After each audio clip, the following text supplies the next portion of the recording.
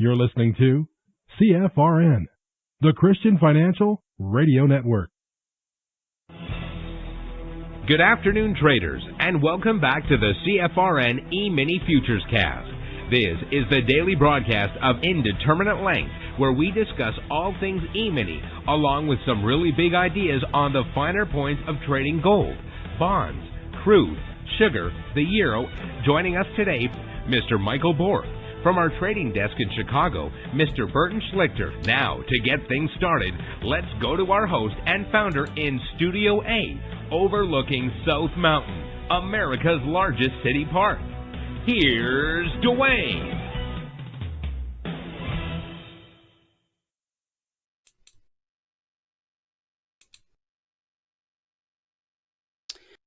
Good afternoon. Welcome back. Today is Monday, 25th day of June, 2023. Is that right? No, it's the 26th day of June, 2023, but it's definitely Monday. Thanks so much for joining us. Whoever you are, wherever you are, we're just glad to have you right here, right now. I hope you had a great weekend. Thanks so much for joining us today. We actually do 2 live broadcasts every trading day. Now, the first live broadcast, that's our live training room. That's reserved for members only and those who are taking their 1-week free trial.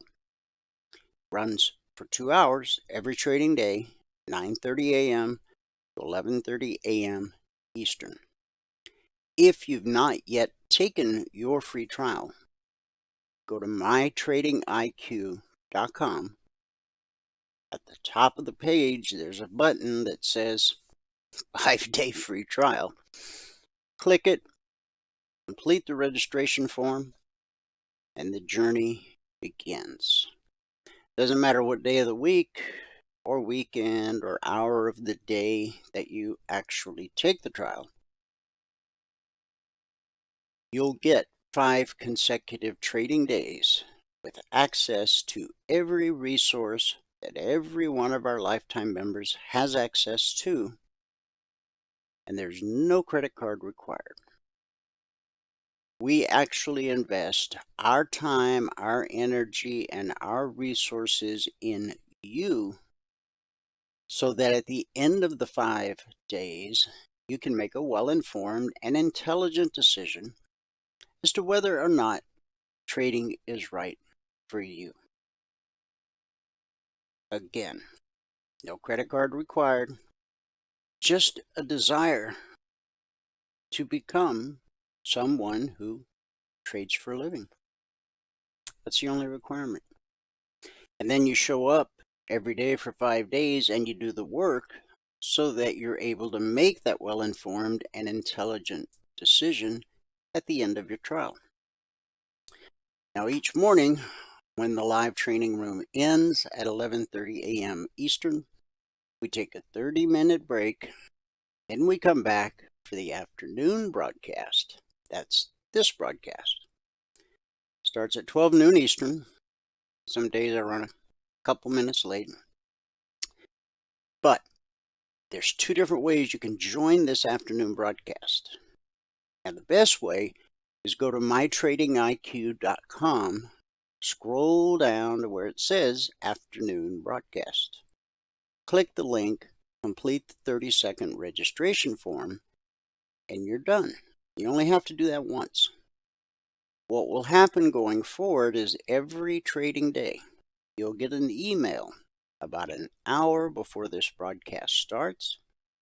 So at 12 noon Eastern, all you have to do is click the link in the email, and it will automatically log you into our platform. Now, I call that the better way because it gives you access to the question box so you can ask questions and participate in the discussion.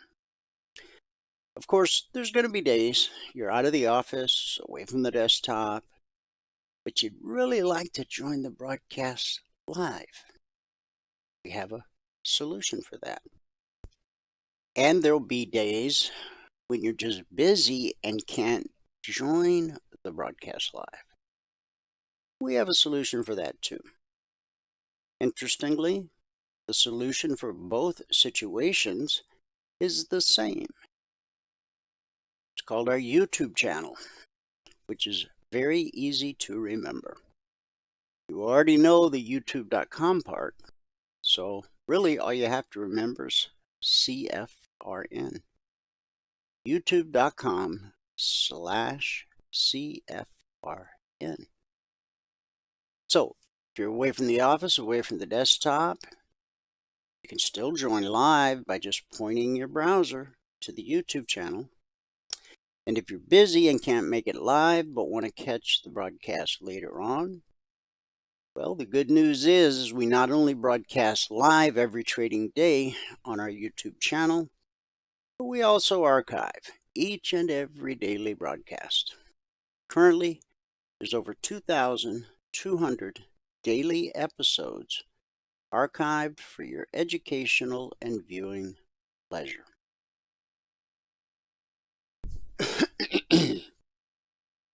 youtube.com/CFRN. And those who are new to the world of trading or the world of CFRN and the world of trading, a great way to get to know who we really are.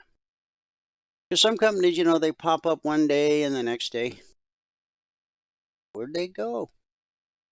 We've been around since 2005. Our live training room in its current format since 2008.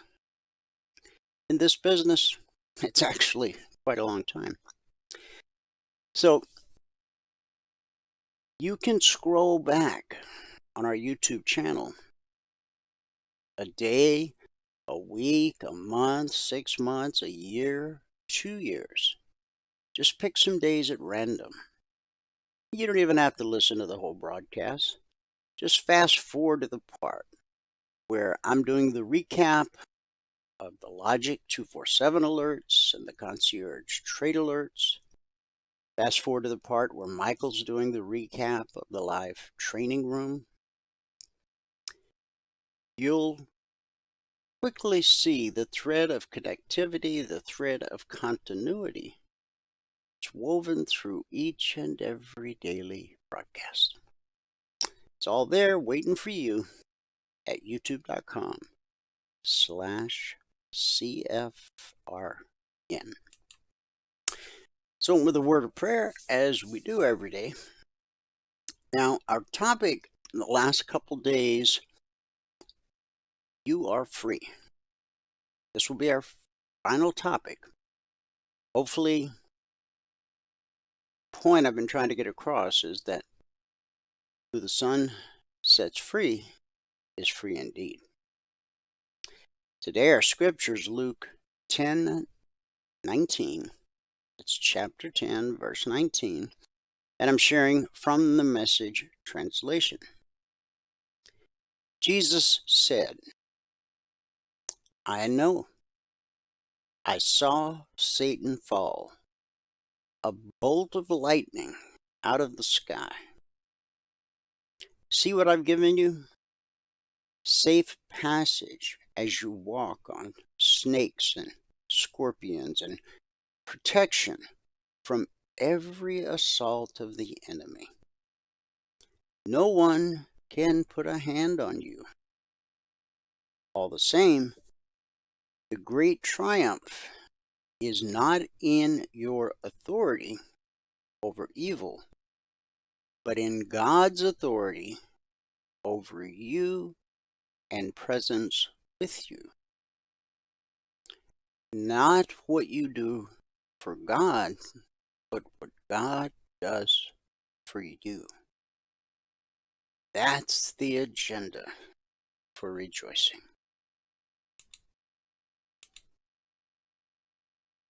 The enemy has no chance against a Christian who recognizes their freedom in Christ. In James 4:7 we read, Submit therefore to God, but resist the enemy, and he will flee from you. When you submit to God and resist the enemy, all the enemy can do is flee. This doesn't mean that lies, taunts, and temptations from the enemy won't still pop up from time to time, because they will. However, when they do come, all you have to do is simply rebuke whatever the lie is in Jesus' name and move forward in your freedom. Just as God delivered me from strongholds that seemed unbreakable, I believe God has and will continue to do the same for you. Why? Because if the Son sets you free, you really will be free. John 8:36. In Christ, you are free. Wholly, completely, really free. Whomever the Son sets free is really free. Therefore, when the enemy comes to tempt and taunt, don't invite him in for tea. Resist him and remind him that you are really free.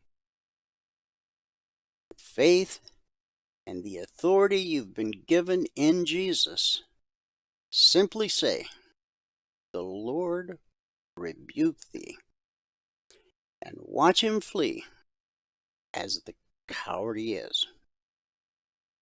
As we move forward in our freedom in Christ, let's commit to violently confronting the devil's taunts and temptations with our actions, and remind him of his rightful place under our feet.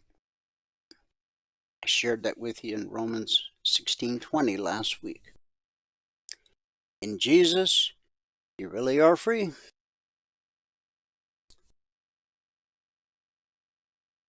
Don't ever, ever forget that.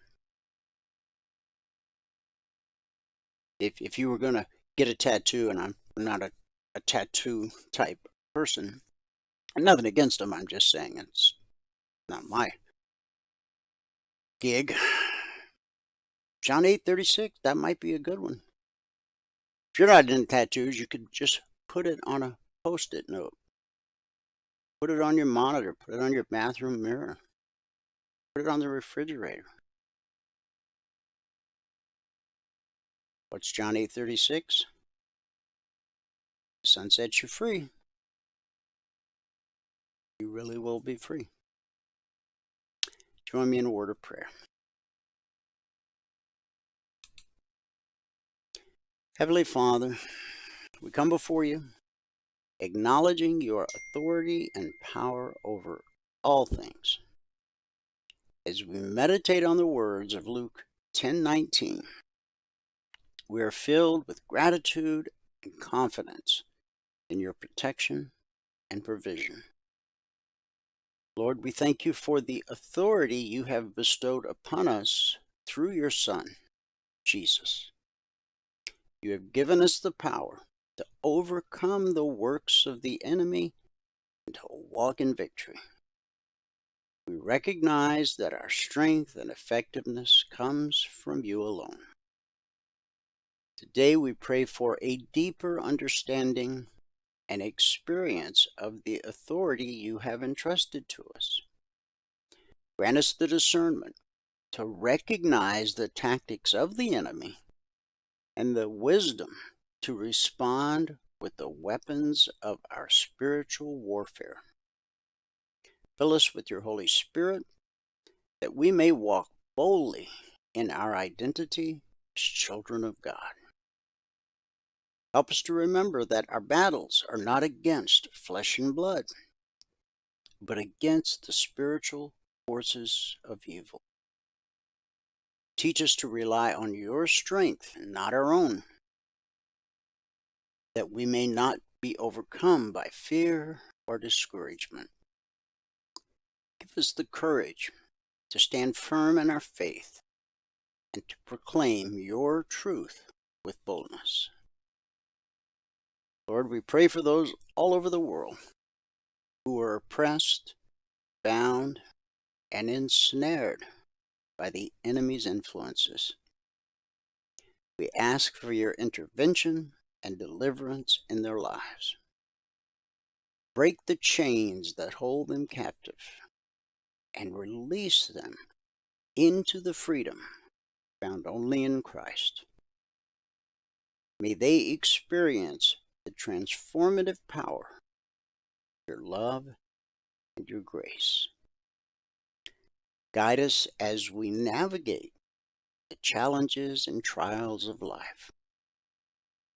Grant us the wisdom to discern the path you have set before us and the strength to walk in obedience.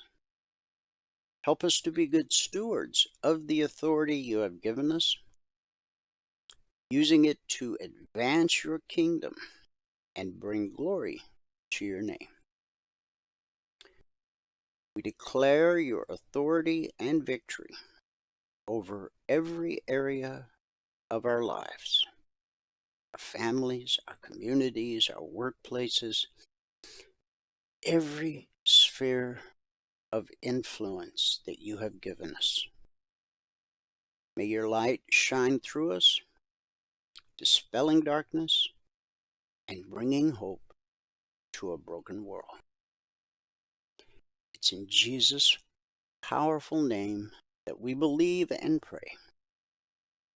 And everybody said, Amen. Amen. Let me give you the numbers from around the world. Now, those of you that are tuned in via the YouTube channel, you know the title of today's broadcast.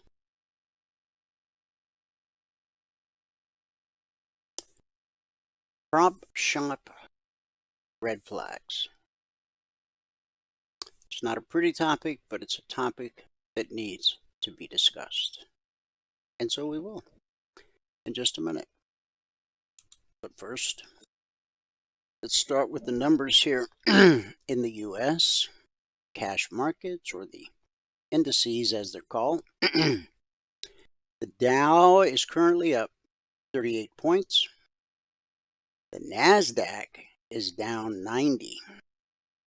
S&P 500 is down 6.5. Make that 7.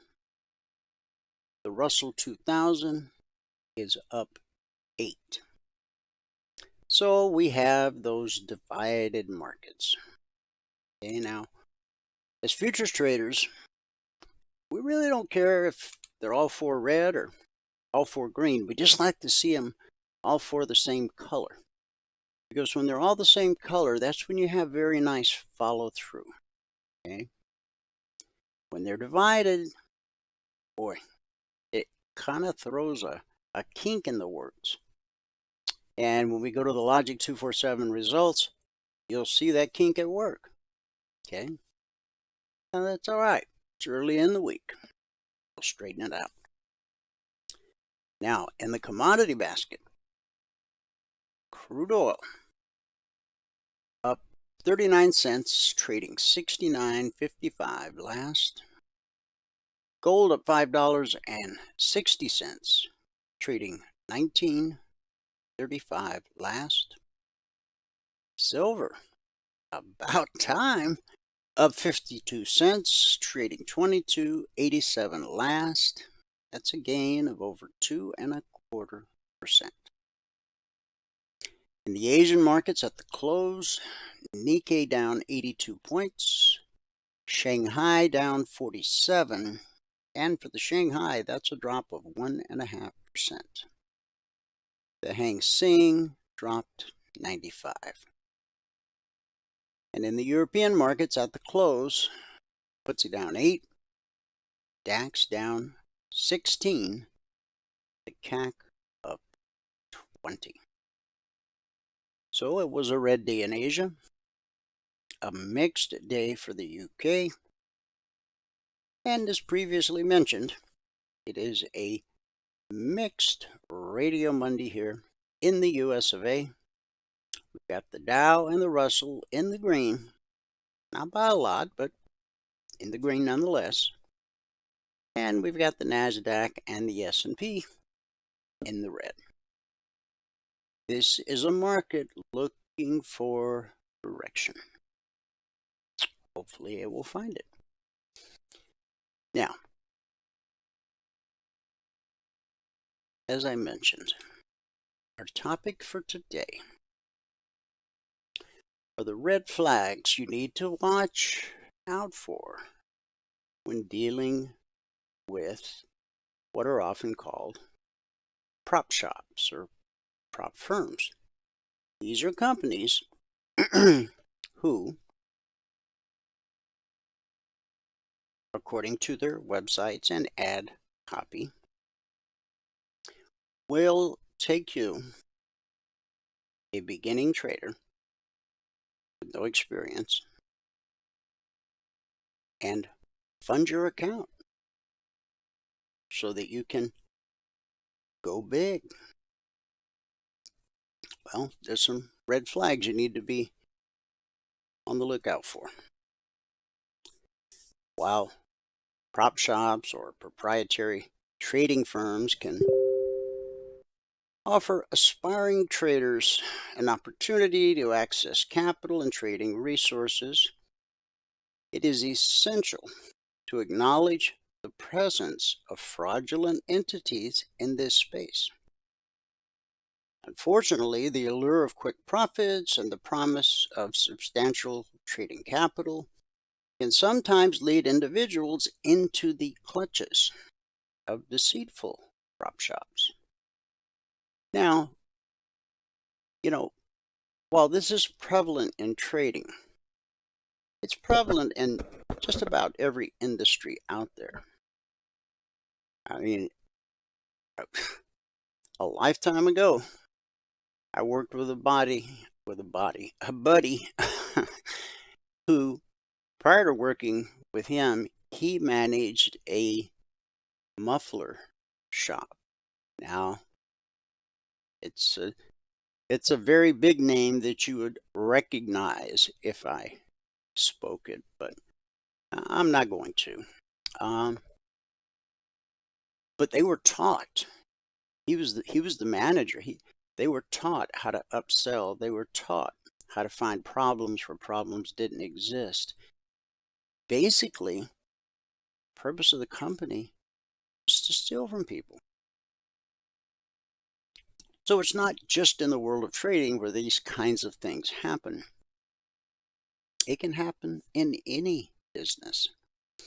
How many times has an AC man or plumber or electrician or mechanic maybe done some things you thought really didn't need doing, or perhaps charged you more than you thought you should have been charged? And how thankful you are when you find someone who is honest with you, does good work, and charges a fair price. That's a great prize. So, let's talk real quick about why some prop shops are considered scams. And we'll shed a bit of light on some of the deceptive practices that tarnish the reputation in our industry, the industry of trading. One of the primary reasons why many prop shops are perceived as scams is the absence of proper regulation and oversight.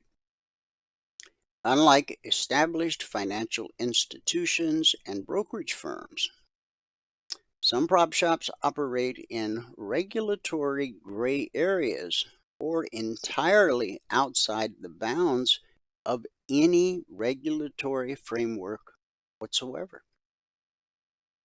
This lack of oversight allows unscrupulous individuals or groups to establish fraudulent shops, preying on unsuspecting traders who are enticed by the promise of large trading capital and high returns.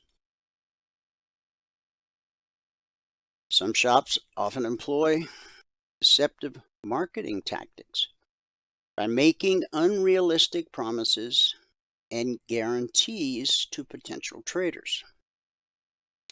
They may claim to have secret trading strategies that yield consistent profits or guarantee substantial returns without adequate risk management measures. Such false promises are aimed at luring inexperienced traders who are seeking quick financial gains. Legitimate prop shops understand that trading involves inherent risks and prioritize educating traders about the complexities and uncertainties of the market. Many shops employ exploitive fee structures and conceal hidden costs that traders only discover after joining, after paying that sign-up fee. Wait a minute, I thought you were going to give me money to trade. Why am I paying you? No, that's a red flag in and of itself. Now, these fees may include exorbitant commissions, high monthly charges for access to trading platforms, or significant profit-sharing percentages that leave traders with meager profits.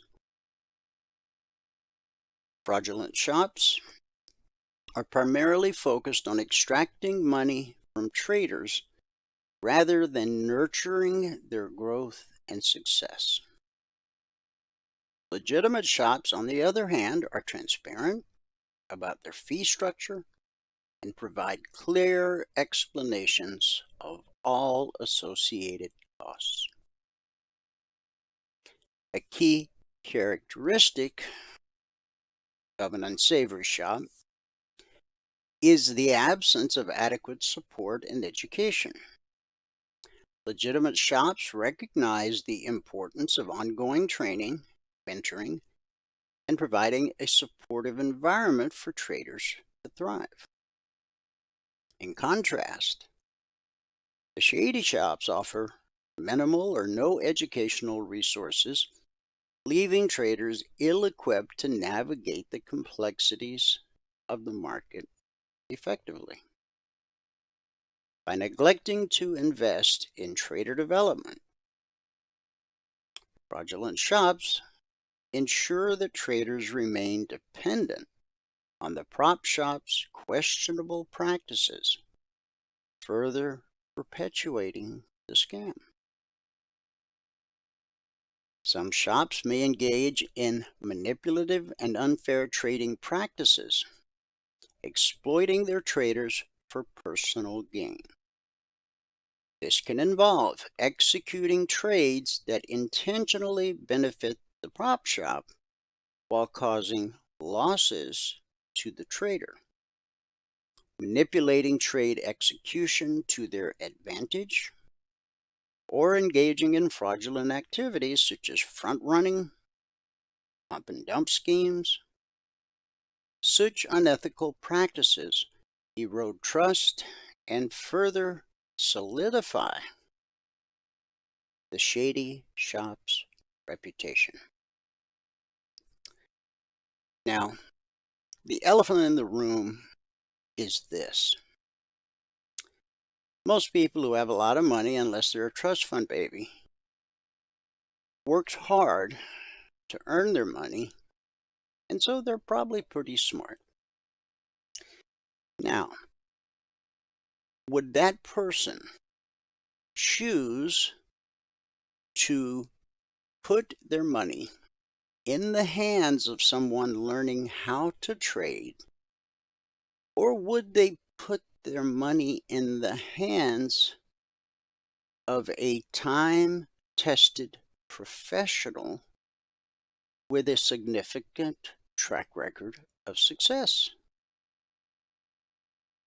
Now, some wealthy people are gamblers, so they may be willing to take that shot. Most people, on the other hand, want to see their money managed by a professional money manager, not someone learning how to trade. So the bottom line is this. While prop shops can provide legitimate opportunities for traders to access capital and enhance their trading skills, it is crucial to remain vigilant and aware of the presence of fraudulent entities. The lack of regulation, unrealistic promises, exploitative fee structures, inadequate support, and unfair trading practices are key indicators of the shady shops.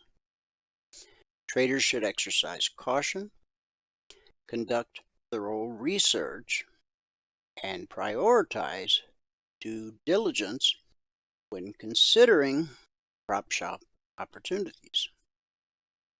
By remaining informed and discerning, traders can avoid falling victim to fraudulent shops and seek out reputable firms that genuinely support their growth and success in the trading industry. So there you have it. Again, I'm not saying there aren't legitimate firms out there. I just don't understand why anyone would trust their money with a beginner when they can hire a professional. But, a professional money manager, their fees are often quite low. So, I just want you to be aware, to be careful, and to be cautious. Funding people's accounts is not something that we do, okay? We provide training, around-the-clock support, 2 hours of live training every day, unlimited one-on-one mentoring, but we make you no promises. I promise you this, 9 out of 10 new traders do fail because they don't have someone to show them how to do the job. So if you want a fighting chance at becoming the 1 out of 10 who does succeed, then you're going to need somebody who will invest their time and energy in training you, teaching you, and being there for you. Provide support when you need it.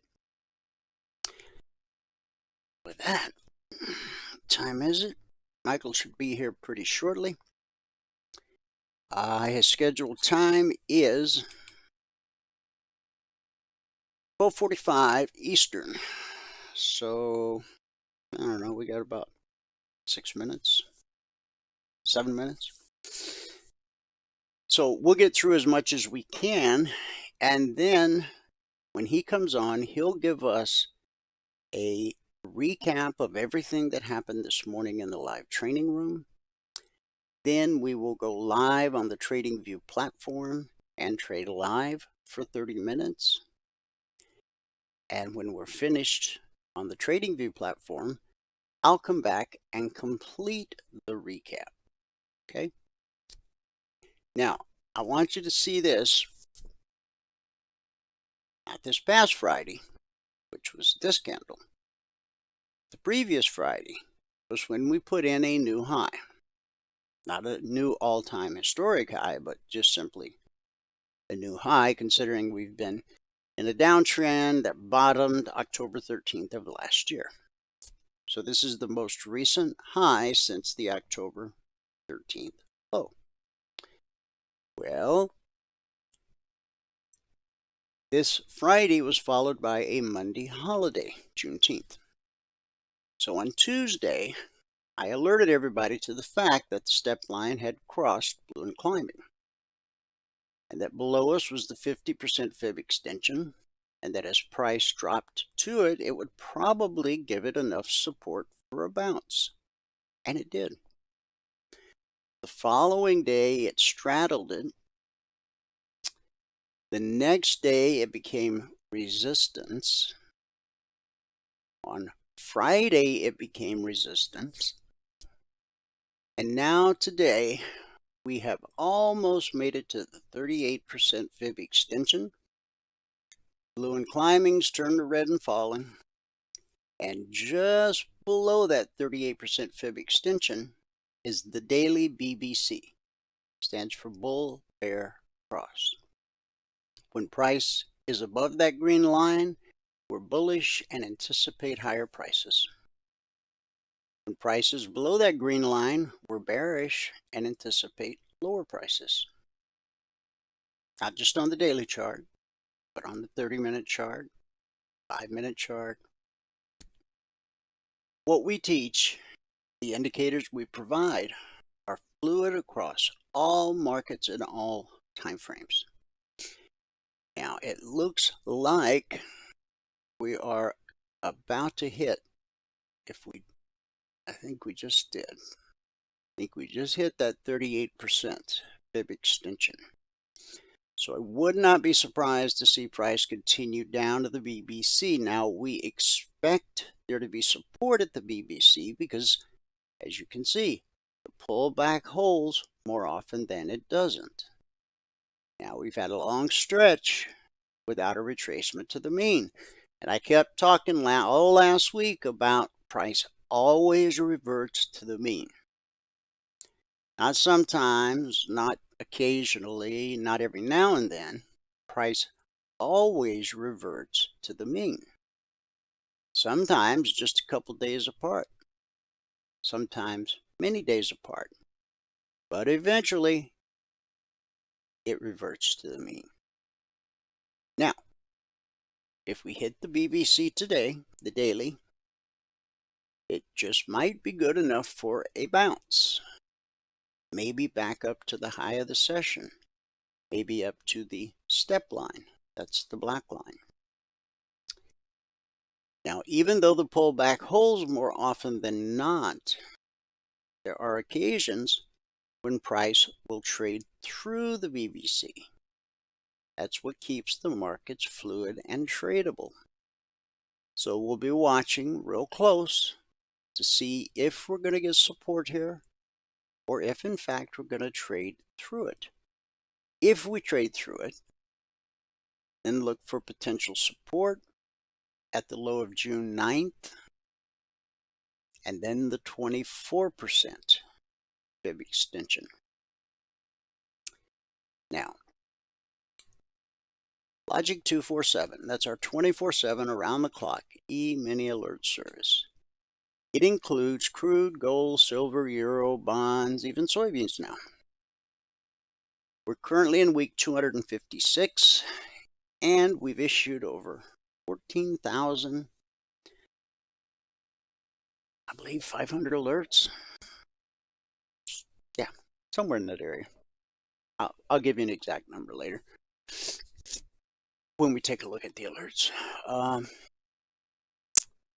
Over those 256 weeks and the 14,500 individual handcrafted alerts, we've averaged 20% or less being stopped out based on not risking more than $300 per contract per trade, less when possible, based on market structure and a simple process we teach all of our lifetime members. Now there's a caveat. You never risk more on a trade than the potential profit in the trade. With an alert, it's very easy to determine the potential profit. The difference between the entry and the final trade to target, that's the potential profit. Does price always make it to the final trade to target? No, it doesn't. Also, each trade has an initial target designed to help you get your goal for the day. So even if the alert has, $2,000 worth of potential profit, if you know you're going to get out at the first target or the second target or the third target, then you should not risk more than that. And no matter how much potential profit there is in a trade, you should never risk more than $300 per contract per trade. And once you learn market structure, you'll often be able to risk far less. But again, never risk more than the potential profit. And the potential profit as defined by the alert may be quite different than the potential profit based on the actions that you plan to take. Okay? All right. So with that said, Michael should be here. Michael, are you here? All right. We'll go through this next part real quick.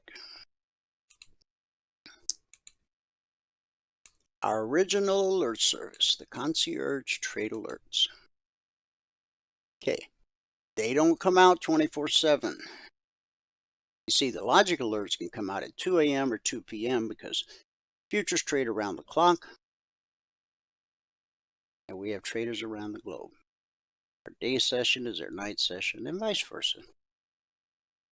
The CTAs are posted as a static report shortly after the Globex open, Sunday through Thursday. So last night, the Globex markets opened at 6 p.m. Eastern, as they do every Sunday night, every night for that matter, Sunday through Thursday. And I do my best to get them out as soon as I can after the Globex open. So last night, this was sent to our members and trial members at 6:15 p.m. Eastern. We cover all the same markets as we do with the logic alerts. Are you ready, Michael? I am. Okay. I am here. Guys, we're going to pause here and we'll pick back up, and then we're going to go through each and every one of the individual markets that we issued the alerts for last night. Now that's going to happen once Michael shares the We should be looking at it now. Yeah, it looks good. He's going to give us a recap of the live training room. We're going to trade 30 minutes on the TradingView platform, and I'll come back. We'll announce our tweet of the day, and we will recap all of the concierge trade alerts. All right. Here we go. Looks good. Okay. Good afternoon, everyone. Today is Monday, the 26th day of June, 2023. Now, if you have not taken a free trial with us and you want to take a free trial with us, go here to mytradingiq.com. Here's to sign up for your free 5-day training now, 9:30 to 11:30. Click on that. Now, when you click on that, you are going to be sent all the information that you need to get into the room in the morning. But if you're going to click on that, you should also click on trading platforms. Get the trading platform in front of you so you have it to look at and experience and use while you are taking the trial. You should also look at the trade rules in here. We have a setup video for the TradingView platform, how to set up everything that you need so it will look just like mine. I'm going through everything in the room in the morning. All right. Now, the recap. If you're going to read the spreadsheet, you got to read all the CFTC risk disclosures down at the bottom. Today, as I said, is the 26th day of June 2023. Made 25 ticks in the NQ, 36 ticks in the Russell. We lost 10 in gold, and we made 1 on the ES. That puts us at 217.5 in the morning session. Today, it took 17 minutes and 3 trades to get to the goal for the day. At that point, we're up $600 a contract, and we took a total of 17 trades. So on the month now, we're at $6,497. That's over 17 trading days, averaging $382 per contract per 2-hour business day. On the year now, we've gotten our goal in 117 out of 120 days, and that puts us at $56,304. So that's over 120 days, averaging $469 per contract per 2-hour trading day. That's per session, really, because I don't really trade full 2 hours anymore. So if you were to quit trading when you get your goal for the day, and you were to add 1 contract per month, right now you'd be at 6 contracts. Next week we'll be at 7. you would have only had to work 36.5 hours so far this year, and you would have averaged $1,617 per hour during those 36.5 hours. So this month so far, we've worked just about 6 hours, and in those 6 hours, we managed to make $14,340. Right, so we're averaging over $2,000 an hour right now. For this month, okay, this month. Last month we had a little more time than last month. We had almost 10 hours last month, and we made 16,202. So we averaged about $1,600 an hour last month. So anyway, it's a marathon. It's not a sprint. All right, so let's get into the actual trades. Now, I'm doing this to myself right now because I have 2 sessions logged on. Just a note, there used to be a little button down here at the bottom with TradingView that said auto. It used to say auto down here to auto center your charts. They changed that recently, I think last week, as recently as last week. It's no longer an auto thing down here, and it's not even this A thing right here. If you double click right here on the price column, it will auto center your charts. Double left click in the price column, just like DT Pro, it'll center your charts for you. Just wanted to note that, those of you guys who are in here who are actually using TradingView and watching. Now, let's see. Start out with the gold. I only had a couple of trades on gold, maybe just one trade on gold, and I stopped out. Let me stretch it out and we'll take a look. Yes, we had all this, and I was waiting for the green arrow, right? I was waiting for the green arrow, and then it moved all the way down. And I finally hit this one, and it stopped me out. Now, if I'd had a better entry, I think I might have been able to get my stop to break even, but I didn't get a great entry on it either, and it just stopped me out at minus 10 ticks. Then we finally got the green one. If I had waited for the green one, I'd have still stopped out. And I was waiting. I skipped that one, and that one, and I finally took that one, thinking this one's gonna do it too, but nope. Then it got really flat through here. All the rest of the morning session, it got really flat, and we didn't do anything. This right here happened during the break, and I still wouldn't have even done that. I still would not have taken another trade here on the gold. Makes me want to check and see what the volume is on the gold on the Q contract compared to the next contract, because it's really not having any volatility. Now, granted, we didn't have any news events today, and we do have news the rest of the week, so that'll be a thing, I think. Now, the Russell, let's just look at this on a bigger picture for a second. This candle right here, this big giant candle, that was our first half hour on the Russell. It was just going and going and going. It was like the Energizer Bunny. It wouldn't stop. But we'll go back to the beginning. We started out on the Russell. I believe this is our very first trade right here on the Russell. We picked up 28 ticks on that trade. That is where we actually got the goal for the day on that trade. The next trade we took right in here, we ended up with a break even on. Then the one after that, we went from 28 to 34. 28 to 34. So we got 6 ticks profit. That seems weird. But we got 6 ticks profit on that. Then the next one over here, we had a break even. Then we stopped out on this. We went from 34 to 24. So we stopped out there, minus 10 ticks, 34 to 24. Then I missed all of these trades through here. Well, I think I was doing the training where I missed all those. Here we went from 24 up to 26, so we had a 2-tick gain. Then we went from 26 up to 36, we had a 10-tick gain. This is where we ended it right here. We were anticipating it to get down to this level, just based upon the leg length. And I don't think it ever did it? I'll be over here is where I had to go. Yeah, it finally did, way over here. So you would have had a whole other set of leg lengths by that time.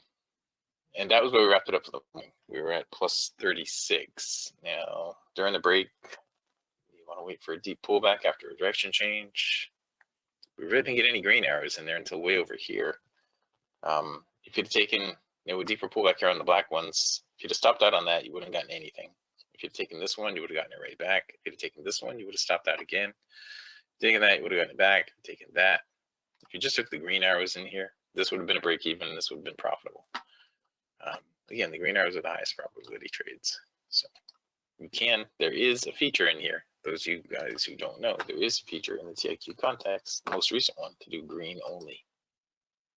That's gonna get rid of all the black arrows, and you're only gonna get green arrows. right? Now the trick to that is knowing when you're going to get the green arrows, right? Knowing when they're going to pop up, when you're going to get those green arrows, right? That is the trick to that. So let me bump that here and put them back on, put the black ones back on in there so you can see them. All right, now we get into the ES. We only had a couple of trades on the ES as well. We had the break even right here, and we had a +1 tick on this one right here. We were looking for this to get up to the prior swing high, and it did. And I trailed my stop, and I was thinking it's going to get through the prior swing high, and I should probably locked in more than 1 tick on that, but I didn't. Leading up to that, there was nothing. Okay, there was nothing leading up to it, and then things got flat. And then they started to move down. I wanted a deeper pullback here because we had a direction change. Didn't get it. But the direction change here, we did get the deeper pullback. I took a break even on that.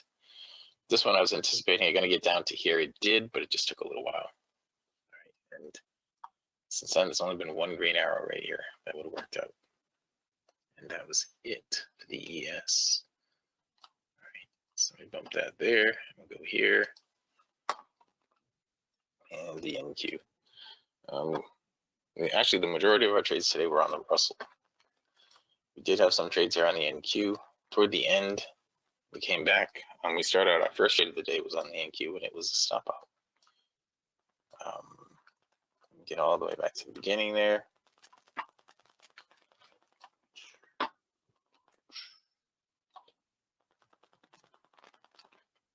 Here it is right here. Right, this was our first trade of the day on the NQ. We stopped out on that one. Now, I should have gone short in here, but I didn't. That would have been the goal for the day. Then I stopped out on that one. Then I didn't get long on any of these because I was waiting for the deeper pullback. Finally did over here, and I ended up with a small gain on that, right? 12 ticks we got on that. Put us to -8. So we're at -20 after this. Then we're at -8 after that. And we skipped all that stuff. I missed all those green arrows. All those other arrows, all the arrows all the way up to here. I got a break even on that. Then, again, I missed all of these arrows. And if I was just focused on taking the arrows, it would have done just fine. But then I got to training, and I missed all this stuff. And finally here, I stopped out, but that was, my stop had gone to break even, but it went to break even -2 ticks, so it stopped me out -2 ticks right there. And so I ended up at -10 at that point. Then I got a +5 on that, put me at -5. I had a break even there, and then I got +30 on that to put me at +25. That was where we ended with the NQ for the morning session. During the break, 1 green arrow there, which would have worked out just fine. 1 right here that would have stopped you out. I'm not sure I would have done anything in here. If I did, if both of those would have been combined for a gain, then I probably wouldn't have done this because we didn't really put it in a higher swing. These worked out okay. This one worked out okay. This one worked out okay. Long-term direction, might have taken that. If I did, it would have stopped out. And I wouldn't have done that. Direction is still flat. That would have worked out okay. That would have worked out okay. That would have worked out okay. That long-term direction was flat. I probably would have skipped that. And I don't know. I don't know if I'd have taken this. If I did, it would have worked out just fine, but I'm pretty sure I wouldn't have taken that if I were watching it. But now we're going to get to see what I do take because we're going to jump into the live stream here in a minute and a half. Does anybody have any questions about anything that you've seen so far? Wayne T, we never see you in the room in the morning anymore. I know it's like 4 o'clock in the morning for you. Does anybody have any questions about any of the stuff that you've seen in here? There's one thing I just want to point out again. If you just want to see the green arrows, in here, click on green only. You may have to close your browser, open your browser back up, and then reinstall your TIQ context. You may have to do that, all right? But the one that's in here, if you go to indicators, invite only, this one right here, if I click on that, it'll add another one on it. That is going to have the green only option right here. It's under inputs, green only. You'll only get green arrows when you have that selected. Okay. Get rid of that extra one. All right. So now I'm going to jump into the live stream here. It is 12:59. The live stream begins at 1 o'clock. If you have not taken a free trial with us and you want to, go here to mytradingiq.com. Right here, sign up for the free training, 9:30 to 11:30. That's all you need to do right there. Okay. All right. Let's see the live stream. We hit refresh over here, and it should be functioning right now. So let me shut off that little camera thing. Turn on this camera thing, and hit start stream. All right. So there you go. Okay, so again, if you want to take the free trial, let's just go to mytradingiq.com. Right here, sign up for the free trial. If you're going to do that, go here to the trading platforms page. The TradingView stuff is right here. All right, watch this video about the TradingView. Sign up for the TradingView. Give us your username, and we'll get your indicators enabled and running very quickly. So these are the charts. Now we ended the morning okay. It wasn't a great end of the morning, but we ended up with plus 25 on the NQ, plus 36 on the Russell, minus 10 on gold, and plus 1 on the ES. All right, now we had no news events today. The news events are going to be coming out for the rest of the week. We're going to have high impact news every day. Okay, and this is the last week of the month, so next week is going to be full of news events too. So it's good stuff. We should have some good trading over the next couple of weeks. Now, trading, you can't see the whole thing, so let me just move this around a little bit so you can see everything. There it is. Okay, there it is. So let me minimize that. All right, so looking for here, the long-term direction of these outer bands. All right, these outer bands right here, those are the long-term direction. We want price to pull back and test the ribbon preferably, and have this pull out of the oversold. Now, if it pulls out of the oversold without testing the ribbon and long-term direction is bullish, you're going to get a black arrow like that. Okay, that's what's happening in there right now. Now, this is the 6th month of the year, so we are earning our way up to 1 extra contract per month all year long. So right now we're in June.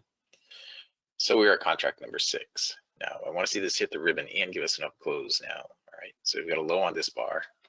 Bring the NQ over. We can watch the NQ down. We've got a low on this bar. Now we've got a low right here at 7.25. So it'd be 7.25. Added tick could be 11.5 is where you want to buy this right now. All right, so now that number's gone down. It's still going down. I'm going to cancel this order, I think.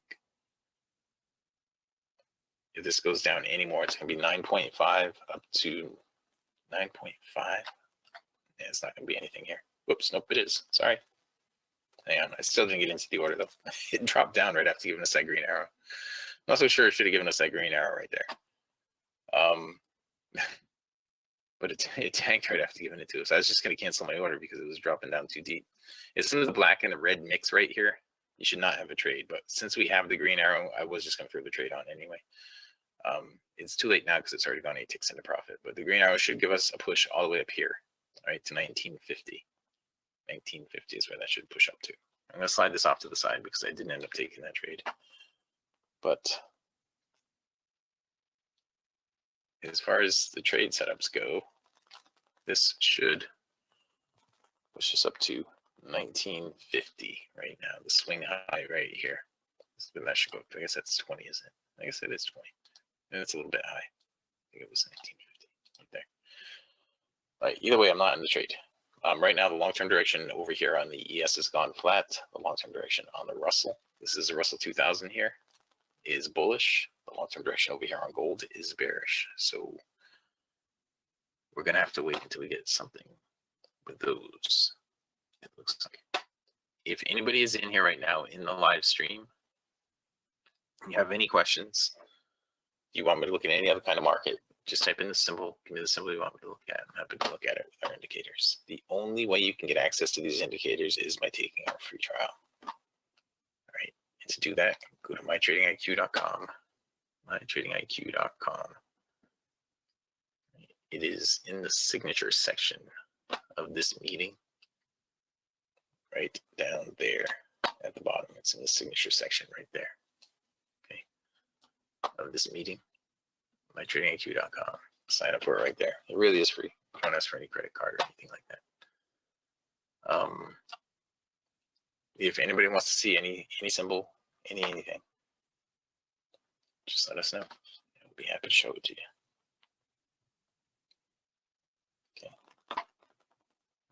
On the Russell right here, it's starting to pull back.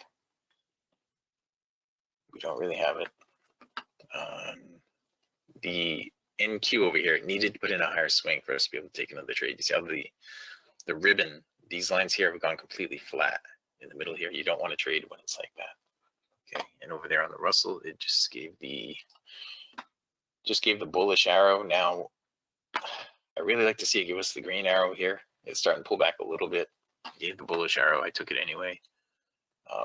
Here, it's starting to move. I'm going to bump my stop to 1 tick right now. And where this should go right now, this should go up to at least right here at 44.9. Okay, it should go at least right there. So if it hits there, that would be 16 ticks, I believe, right? Yeah, 16 ticks if it goes up there. So right now we have 1 tick locked, and we're looking for it to get at least up to that prior swing high. I have 2 ticks locked in, and we're still looking for it to get up there. I'll leave that right here. We can watch that. And here on the gold, we need this to pull back. The long-term direction is bearish right here. And we need that to pull back. Go back over here and see. Nobody's asked any questions yet. Now, yeah, that was kind of weird. Well, anyway. If anybody has any questions, you just type them in. All right, so we ended up with just the 1 tick on that. And we'll slide that back over here. We do anticipate this to get up to here, but you see the NQ just started going really sideways there. So I don't know what's going to happen with these other indices. The ES has gone flat right in here. The NQ has gone completely sideways. And over here on the gold right now, starting to get a little bearish separation. But it's not quite there yet.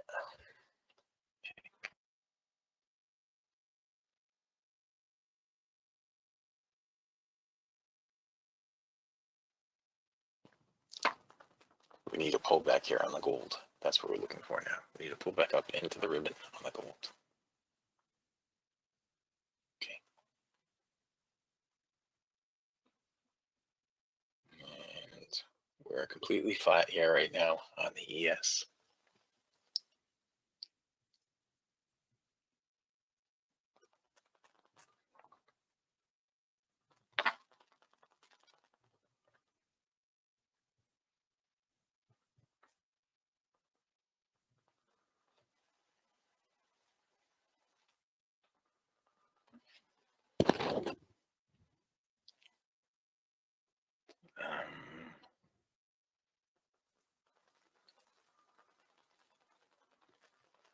All right.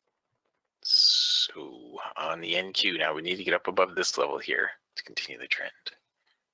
On the Russell, we need to get up above this level here to continue the trend. And the ES is just flat. Gold needs to pull back. All right, so it's 108. 108. And so far, very limited trading so far.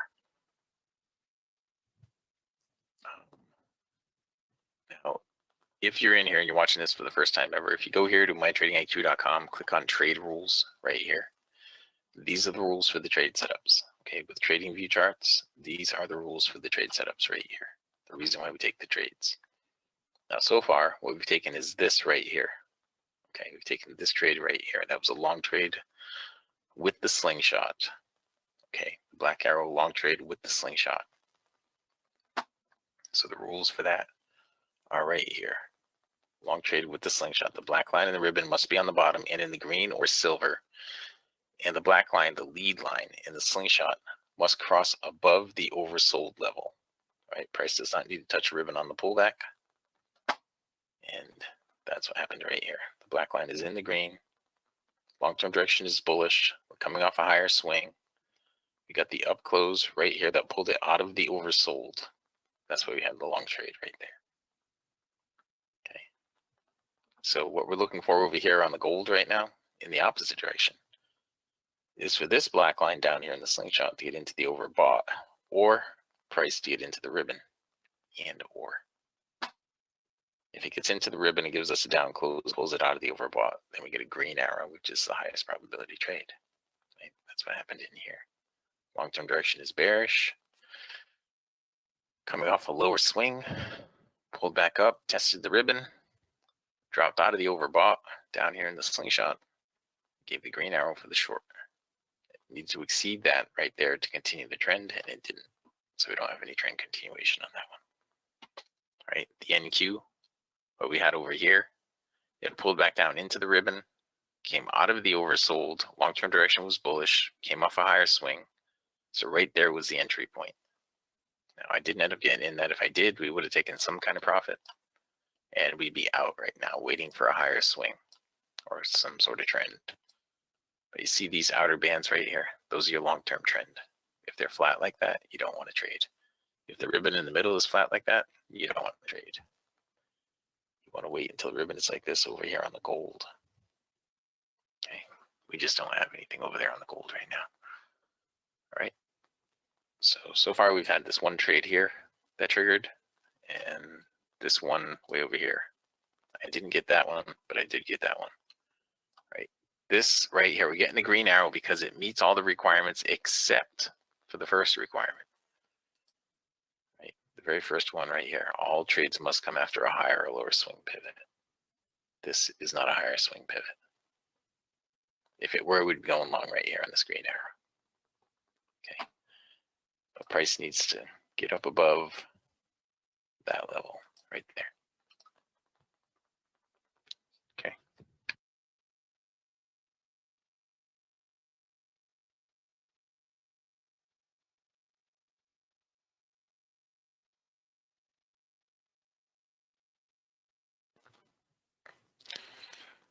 All right, so let's go to the end on the NQ and see what that's doing. Still nothing in here. We don't have a trend here to go short or long. All right.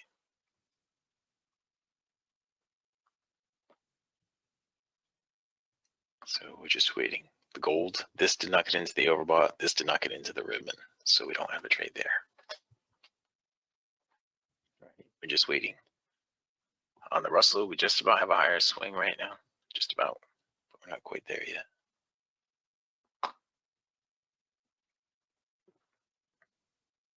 Now it's got one tick higher swing. I want to see it get a little higher than that. Right. So if you only took the green arrows, then you would have been long right here. Right, you could have ignored all of that and just taken this green arrow. Because I took this, you have to have a higher swing. Right, that's my rule. If I take a trade, it's got to continue the trend. That trade has to continue the trend before I'll take another trade in that direction.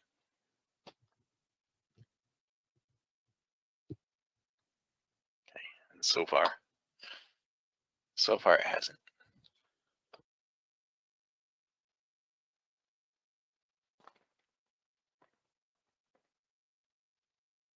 Okay, this is our spreadsheet. This is what we ended up with earlier today. 25 ticks on the NQ, 36 ticks on the Russell, minus 10 on gold, and plus 1 on the ES. Right, we're up $6,497 with 1 unit on the month. This morning when we got the goal for the day, we're up $600 on the month with 6 contracts. If you quit when you got your goal for the day, so you would have worked almost about 5.5 hours right now on the month. You'd have made $14,340 so far in June. Doing everything just the way that I did if you quit when you got your goal for the day.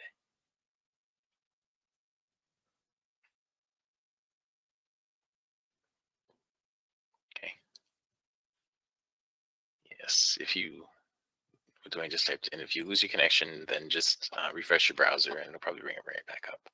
I want to point out one more time that we did add something in last week that allows you to get just the green arrows only. If you only want to trade the green arrows because they're the highest probability arrows, you just check that box. It's inside the TIQ context. Just check that box right there. It'll only show the green arrows. Okay.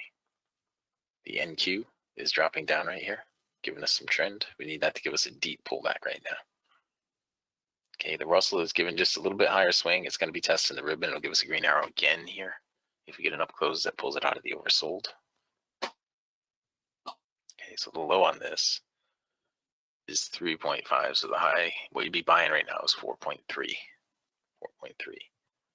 Now that is going to be just a plain ribbon trade. It's not going to give you any kind of an arrow. All right, it's just a plain ribbon trade. Okay, and I'll explain that to you in just a second. But right there is the trade, and that should make it up to right here at least, 45.4. Okay, you should make it up to right there at least.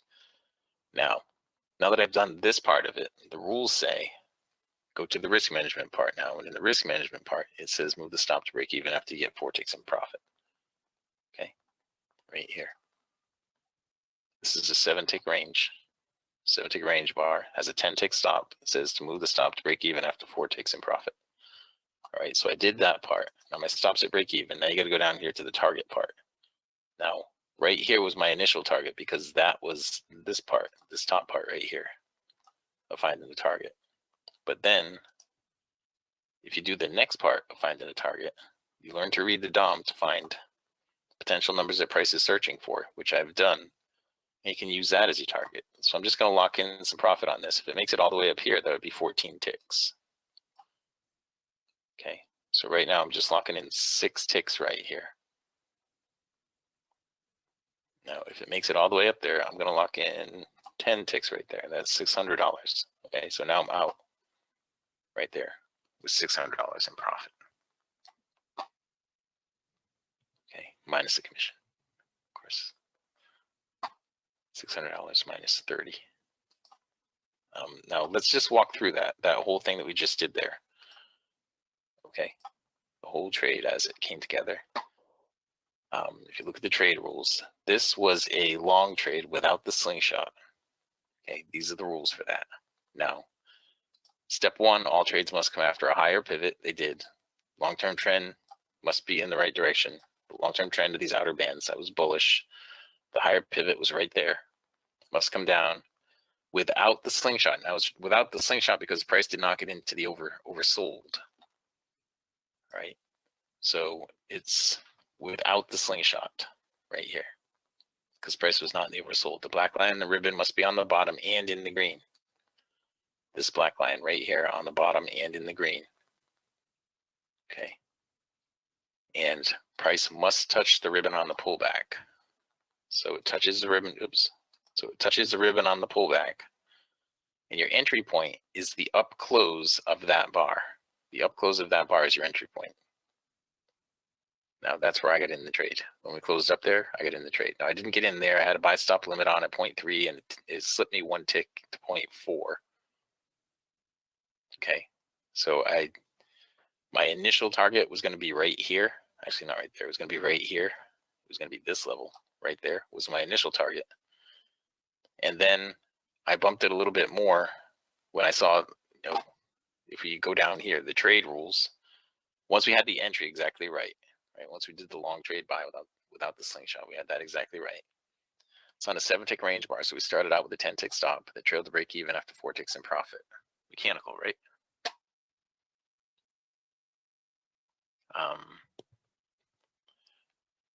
Right. So once we did all that, we did get 4 ticks in profit. We bumped the stop to break even. Then I started to lock them in. Now, the first thing I did was look left for the prior swing high or low for support resistance. In this case, it was resistance looking left. It would have been this level right here that I drew. And I initially put a target on that number. And then I did this. I read the DOM to find a potential number the price was searching for. And that number was just a little bit higher. It was like up where it is right now. I think 45.9 is where that number was. So I put a target up there. Then I exited with a trailing stop. Right, when we had more than 10 ticks in profit, I just trailed my stop to plus 10 ticks, which would have been right here at 45.4. I'm happy to take 10 ticks out of any trade anytime. And I don't feel bad about leaving anything on the table. Okay, so that's exactly what I did in that trade. So I followed all the rules from beginning to end. And really, that's all you need to do. Follow the rules. Take the trades. This had no green arrow or black arrow because it did not get into the oversold down here. Right? If it had come onto the oversold, we would have gotten an arrow. So right now, what do we have? We have a new swing high, right? Long-term direction is bullish. We have a new swing high. So what do we need? We need to pull back down, either test the ribbon like it did back here, or get into the oversold like it did back here. Okay, see, these did not get into the ribbon, but they did get into the oversold. That's what made them valid trades. All right. Any questions about any of that? Anybody? Bart, send me a screenshot.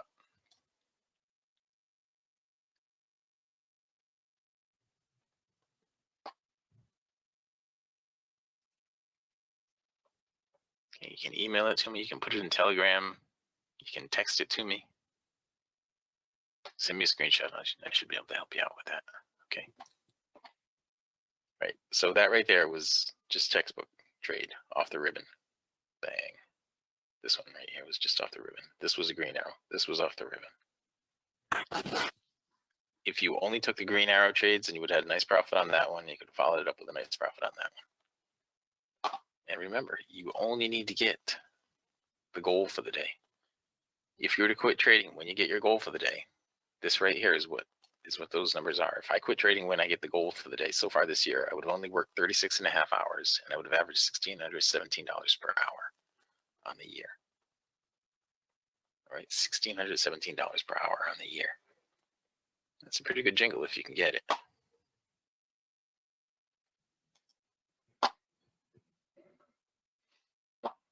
I don't see any questions coming in, other than Bart's. But Bart, I can't help you unless you send me a picture somehow. Okay, you can email it to me, you can text it to me, you can put it in Telegram. Any one of those will work.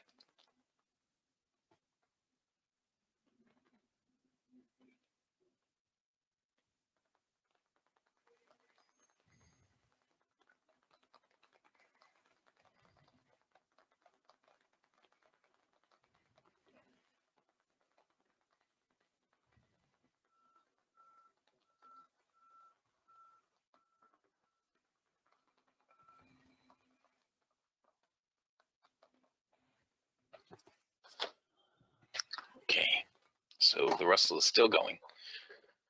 And it kind of makes me want to look at the leg lengths here on the Russell and see what we can maybe expect to see out of this. You know, we have 8 minutes left in this session, but we'll go with this last leg length right here. Okay, go with this last leg length right here. That is roughly what the leg length was. And if we start this one right here, then that would put our leg length all the way up here. Okay, all the way up there. So what number is that at? Let's see. Let's just see here. That number is at 48.9. So let's look at the DOM and see if we have anything that we can see that high. We cannot see that high in the DOM. All right, so let's look at a different time frame and see if we have any reason for it to get up there. When I say a different time frame, I mean a time frame with larger time frame stuff on it, like this. On the NQ, what was it, 48.9? Well, we have a weekly trading zone right up above it right here. So that's probably what it's headed up to. Where it is right now, these are called weekly trading zones, for all you guys who don't know, and they are delivered to every active partner or passport holder every Monday morning at 6:15 a.m. So this is the midpoint between these two zones. It's bouncing off this, and that's not uncommon. It would also not be uncommon for it to get all the way back up here to this weekly trading zone at 9:55. Okay. So just something to consider. The next resistance and support on the NQ and the S. Well, I just gave it to you for the NQ. And we'll look at it again. Why was I looking at the NQ? I need to be looking at the Russell. Let me go look at that again. We need to be looking at the Russell. Okay, the next level up on the Russell, we're in a weekly trading zone. We're coming out of a weekly trading zone, but the next level up on the Russell is right here at 1850. Okay, so that's what you're looking at for the Russell on the upside. On the downside, you're looking at 1841 for the Russell. Okay, 1850 on the upside, which corresponds pretty well with this swing level, not swing level, but this leg length. Right up here is the upside for the Russell. Now the Russell has given us another trade setup here. You see, we haven't hit the ribbon yet. Now we've hit the ribbon too. We're in the oversold and we've hit the ribbon, so we could get a green arrow from this trade right here.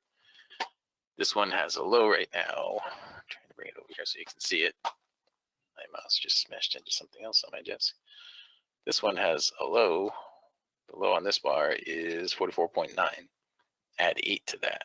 Now it's 44.8. Add 8 to that. That's what you'd be buying. Now it's 44.6. Add 8. Okay, so if we get an up close and it pulls it out of the oversold right here, that's what we need to have happen. You need to get the up close and have it pull out of the oversold. Okay, so this is still, the low on this is now 44.5. So that's where your buy stop limit will be. Now we might not end up with a trade here, guys. The low keeps dropping. 44.3. I don't think we're going to get one. I'm going to slide this over. We're not going to end up with another trade on that, I don't think. I'll slide it over here. It's gone down too deep. If this black right here gets into the red background, it disqualifies long trades, and I believe that's what's about to happen. So D, I told you what it was on the Russell. I didn't give it to you the ES and the NQ. You asked about the ES and the NQ. Give me a sec. Give me a sec. Here we go.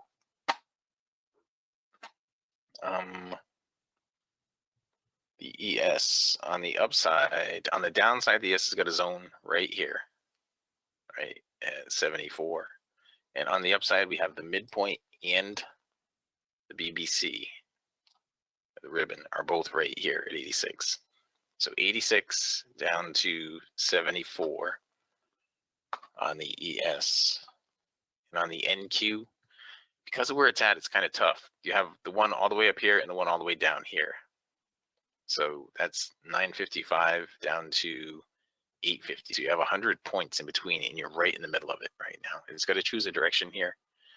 And if we're going with what it's done so far today, you know, it had this big run up, and now it's just tanked all the way down to here. I would think if this is where the bottom's going to be right here at this midpoint, it's going to do a retracement that will bring it right back up into here, probably. Back up into here. Why? Well, there's the ribbon right there as well, the BBC right there. But that is, you know, I go through a lot of things during the training. And a lot of it has to do with the level of retracement that price tends to do. So if I'm trying to shrink this down so I can get more in one screen and bring it in. Yeah, so looking at this from right here, the high of the day, down to the low of the day, it is right here, right where that circle is. So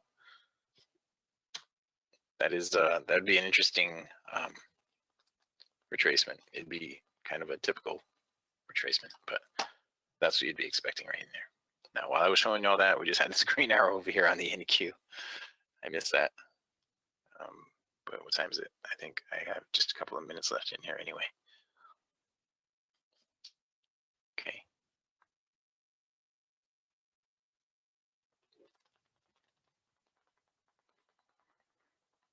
D, there's something I'm gonna send you. D, can you send me your can you email something to me? You can send it to support at cfrn.net or support at mytradingiq.com. I know you've emailed us in the past, but I just want to make sure I have your email right. Something I want to send you that you may be interested in.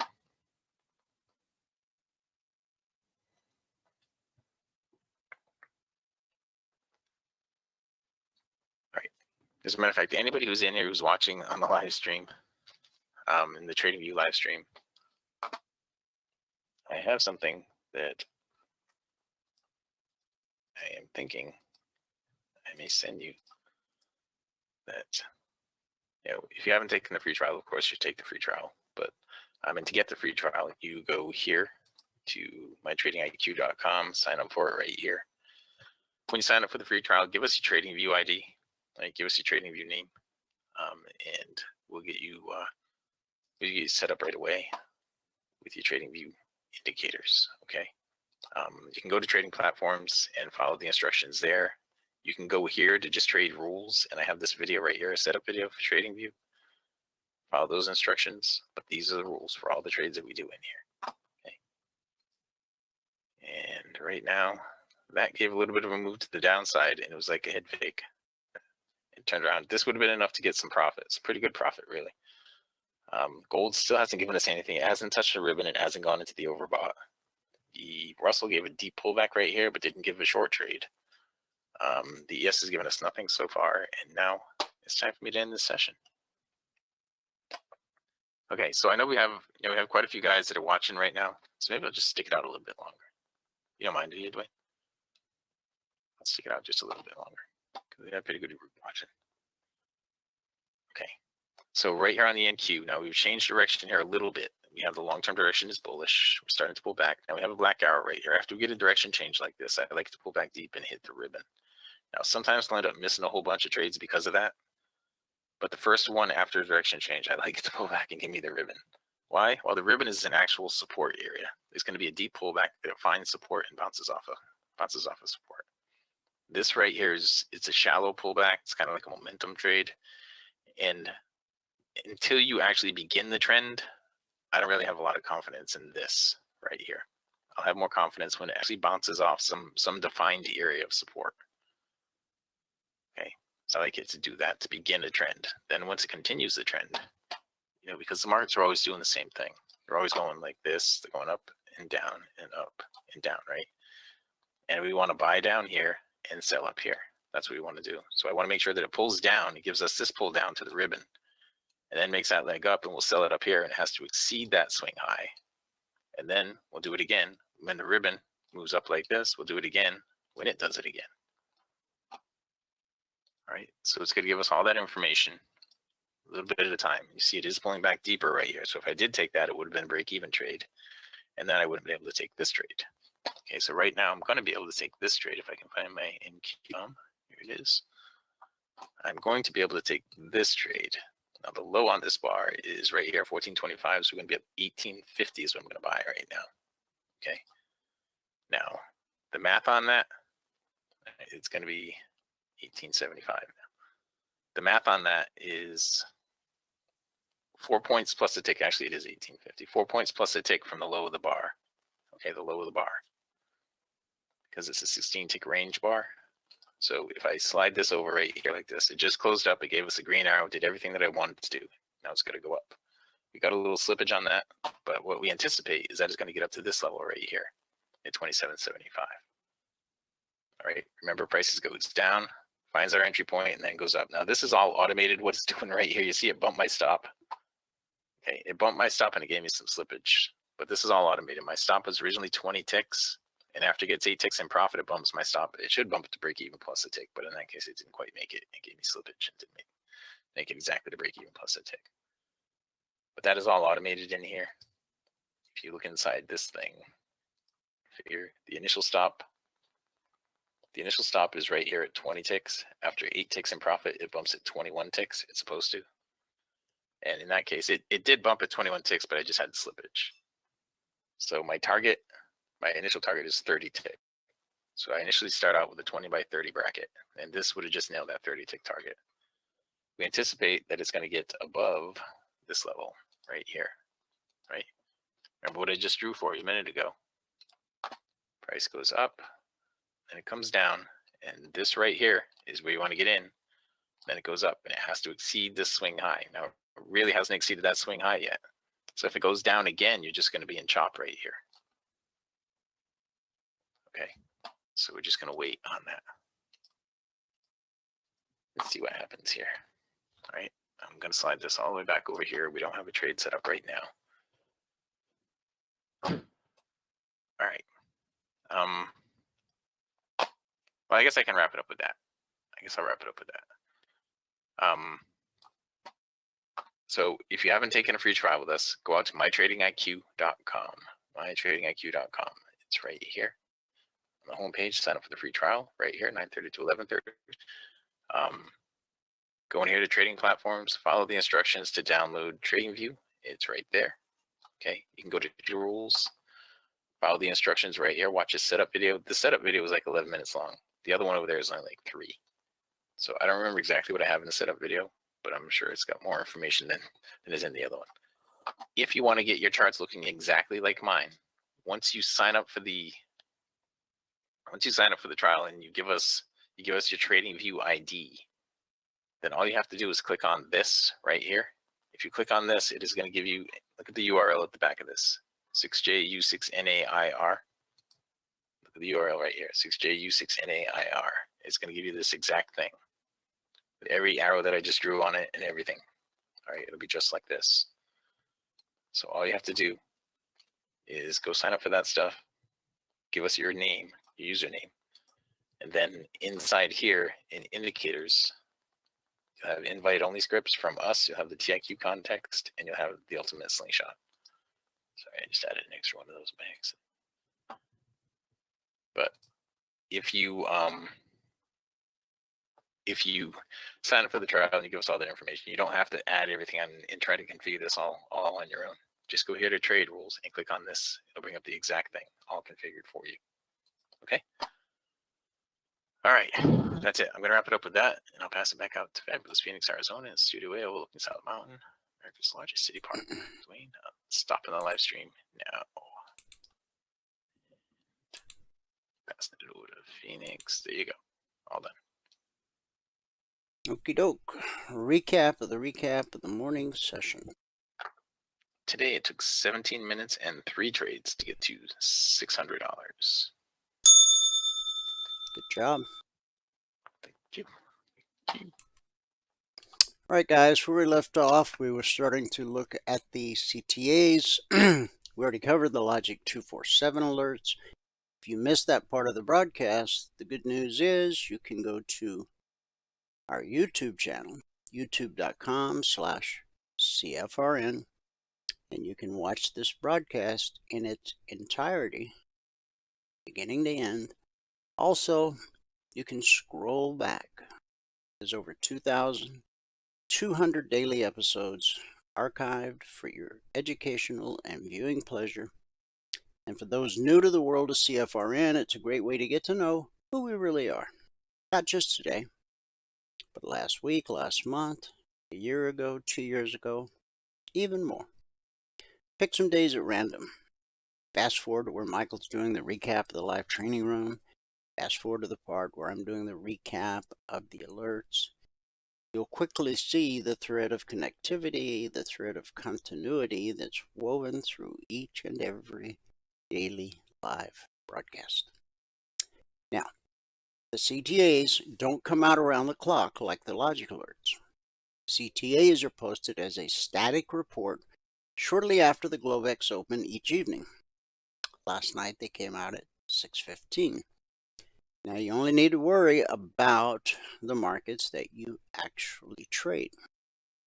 We use the ES as an example, because that seems to be probably the most popular, but you would handle each one the same. Go to the 30-minute chart of the market in question and make note on your 30-minute chart where price is at this time. It's always going to be between these two numbers. After you make note of where price is at this time, draw a line in the sand at the long target, line in the sand at the short target. Those will serve as great visual cues to help you stay on the right side of the street. Now, once you've done that, what do? If price gets above the 30-minute BBC, that's the green line that I showed you earlier on the daily chart. It's also on the 30-minute chart. If price gets above the 30-minute BBC, it's attempting to reach the long target. If price is below the 30-minute BBC, it's attempting to reach the short target. It's that simple. You still have to look left to spot potential obstacles. That would be previous swing highs or swing lows, which can become current support or resistance. And over time, you'll learn how price behaves at a weekly trading zone. Remember, price is always trying to reach a weekly trading zone. From the moment the markets open Sunday night till they close Friday afternoon, if price is above the 30-minute BBC, it's trying to reach the zone overhead.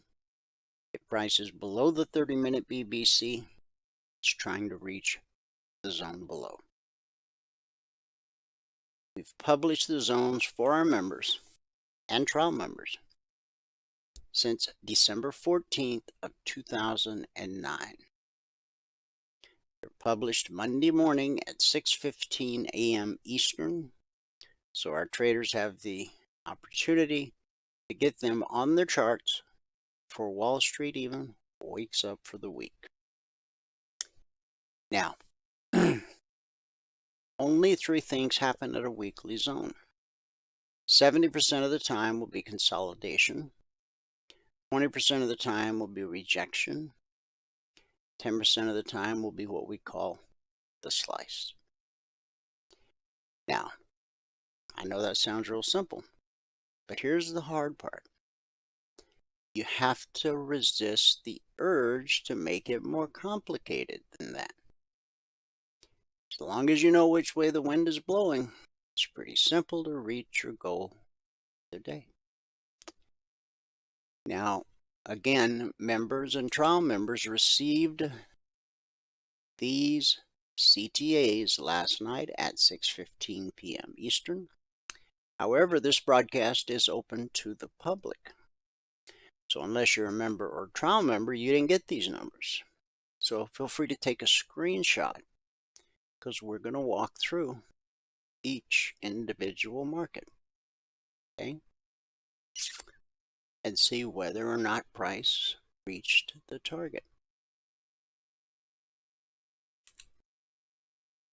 Okay, got a screenshot. Excellent. All right. We'll go back to the daily for just a minute because we're at a really important inflection point. This was not last Friday, but the Friday before, which was followed by a Monday holiday, Juneteenth. And on Tuesday, the step line crossed blue and climbing. That's when I said price will probably pull back to the daily BBC. Price always reverts to the mean. And the pullback to the BBC holds more often than not. However, we know that eventually price will trade through the BBC. That's what keeps the markets fluid and tradable. Price is above the 30-minute BBC or the daily BBC, then we're looking for opportunities to be long the market. When price drops below the BBC, now we're looking for opportunities to be short the market. We got a low on the day, and worth pointing out, we're at the low of the day. 43.7275. And where's that 38% fib extension?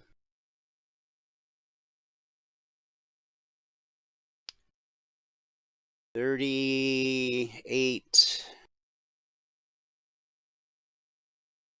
sorry. We got the BBC at 43.66. Then we have 43.7195 is the 38% fib extension. And the low of the session is 43.7275. So there's a chance, just might hit it. Now we are off the low of the day a little bit. Let me get rid of this circle for a second. That circle's there just to show you. Gosh, it looks like we touched it. Not quite. The low is 43.7275. We need to drop to 71.95. So less than a point. Now, we did say earlier in the broadcast that as we hit that 38% fib extension, should be good for a little bit of a bounce. Hasn't been much of a bounce yet, but it bounced nonetheless. Okay. Now, if price comes back down through the low of the day, the next area we would expect support is at the daily BBC, which is 43.65.96. It's right there. See it? 43.65.96.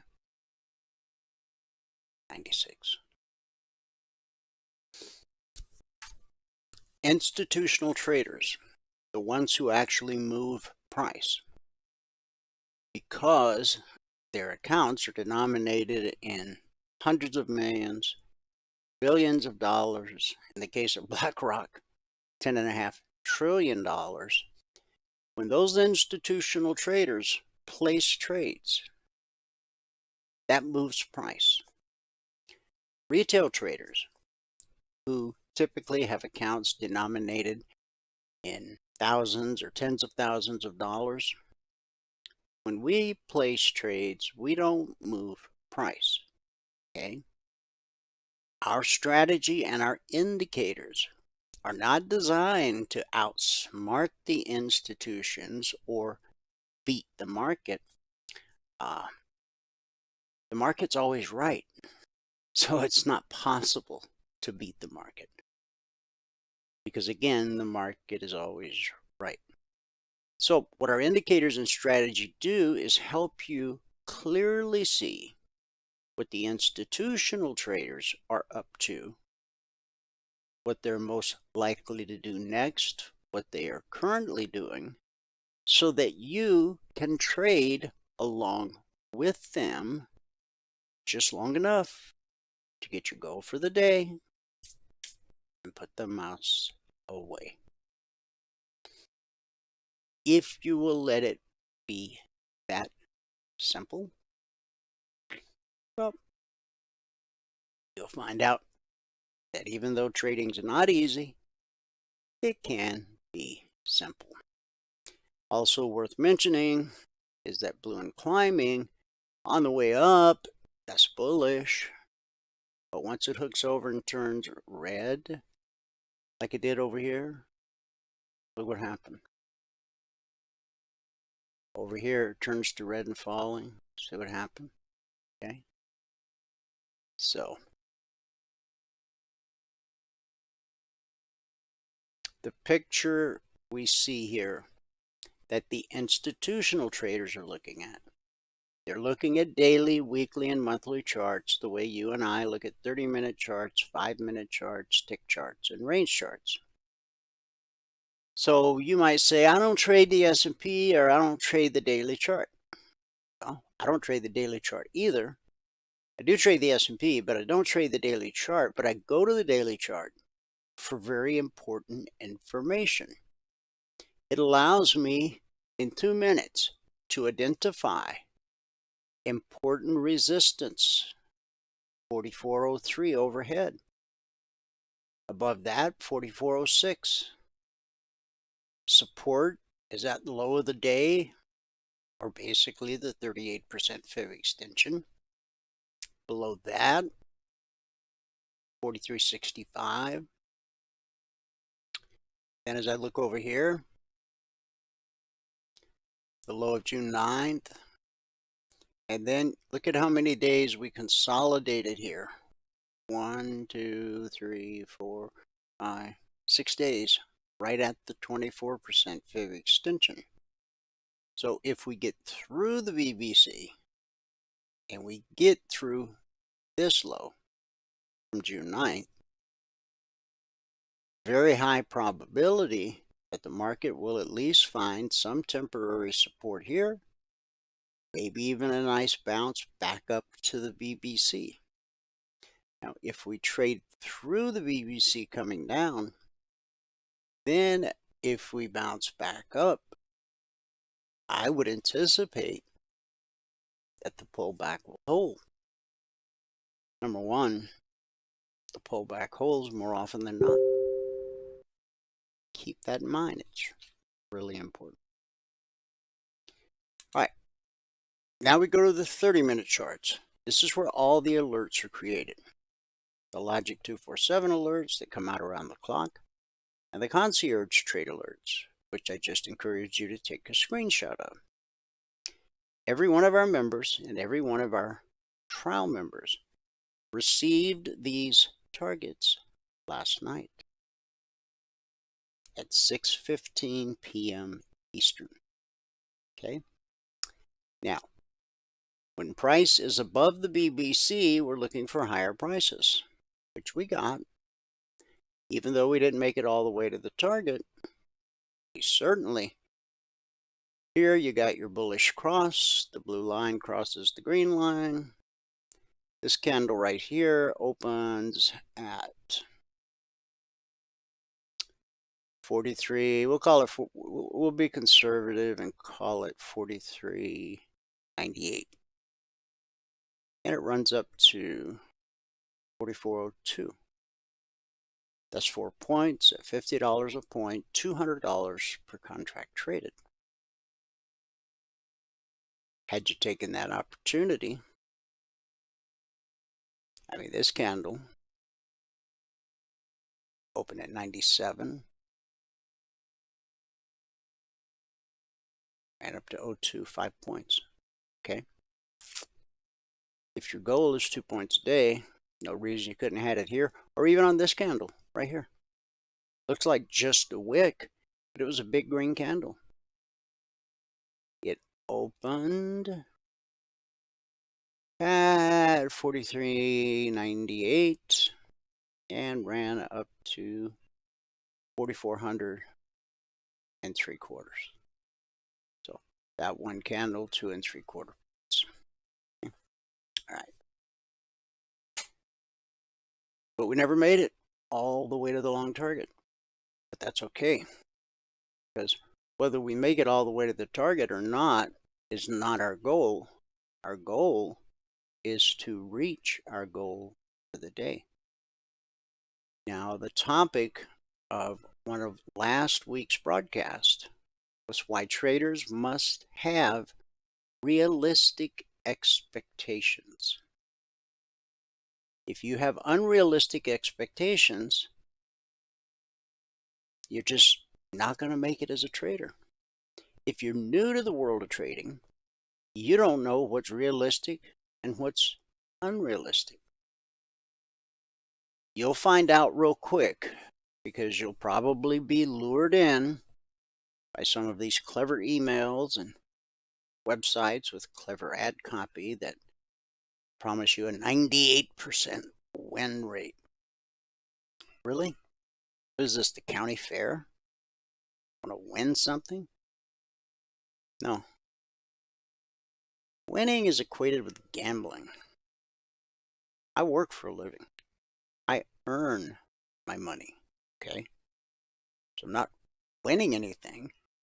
I'm simply taking a high probability, low risk trade opportunity, and either one of two things is going to happen.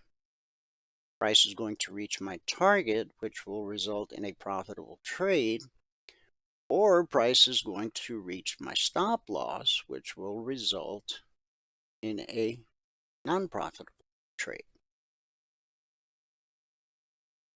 If you're still looking for that holy grail that guarantees you'll never get stopped out again, please save yourself your time and your treasure, because no such thing exists. No such thing can exist. Even with all this AI talk, okay? No man, no thing, no algorithm, no bot, no nothing can predict the future with 100% accuracy. That would defy the laws of science, physics, and even God. Because you never know when one of these institutions, the ones that move price, are going to pull their bid or pull their offer, up their bid or up their offer, which is going to send price moving. There's just, in fact, many of the institutional traders who move price may not know that in 5 minutes they're going to get a call from home that there's an emergency and that they got to bail out of there and get to their house. That's just one example. So they're going to pull their bid, they're going to pull their offer, and they're going to dash out the door. The market's going to reflect that huge order that just vanished. So see, there's no way to foretell that kind of thing. Please don't let people lure you into that trap. Most of us have been. Boy, was I when I started. Okay? If you've been at it any length of time, probably fallen victim to many an empty promise, which has cost you a substantial sum of money. So, looking for the Holy Grail is like looking for a black cat in the dark that doesn't even exist. Seems like it should be illegal, huh? Yeah, well, it isn't. If you got enough money to fund an account, you can call yourself a trader till you blow up that account. So, then you either stop calling yourself a trader or you refund the account. Many traders have refunded their accounts so many times they've lost track. Doesn't have to be that way. Okay? We're not the Holy Grail. We're not the get-rich-quick people. We have a strategy and a set of indicators that doesn't tell you what's going to happen next, because that's not possible. What we have is a method and a way of knowing what the next high probability move is. So there was an opportunity to get your goal early on last night when the markets opened. Remember, the alerts came out during this candle. We got above the BBC on this candle. This candle right here opened at 96.25 and ran up to 99. That's almost 3 points right there in that one candle. Goes 2 points a day. You were done for the day by the third candle after the session opened. So price gets up into an area where we would expect there to be resistance. Why? Because this vertical line separates today from Friday, from Thursday, from Wednesday. Okay. So when price is approaching a previous swing high, we expect resistance. We got it. Price comes down. It gets below the BBC. Blue and climbing turns to red and falling. Now, again, the pullback holds more often than it doesn't. Whether it's pulling from above or below, the pullback holds more often than not. But eventually, price will trade through the BBC. As I said, that keeps the markets fluid and tradable. See it here. But then on the pullback holds. Then we get a leg, and then we get a pullback holds, we get another leg, then we trade through. Okay.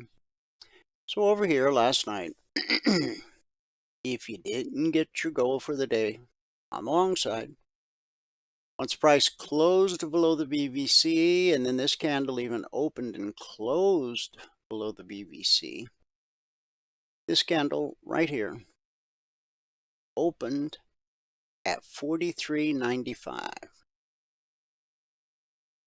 and it dropped 11 points to the target.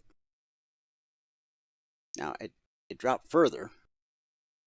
It dropped all the way to 81.75. The target was at 84.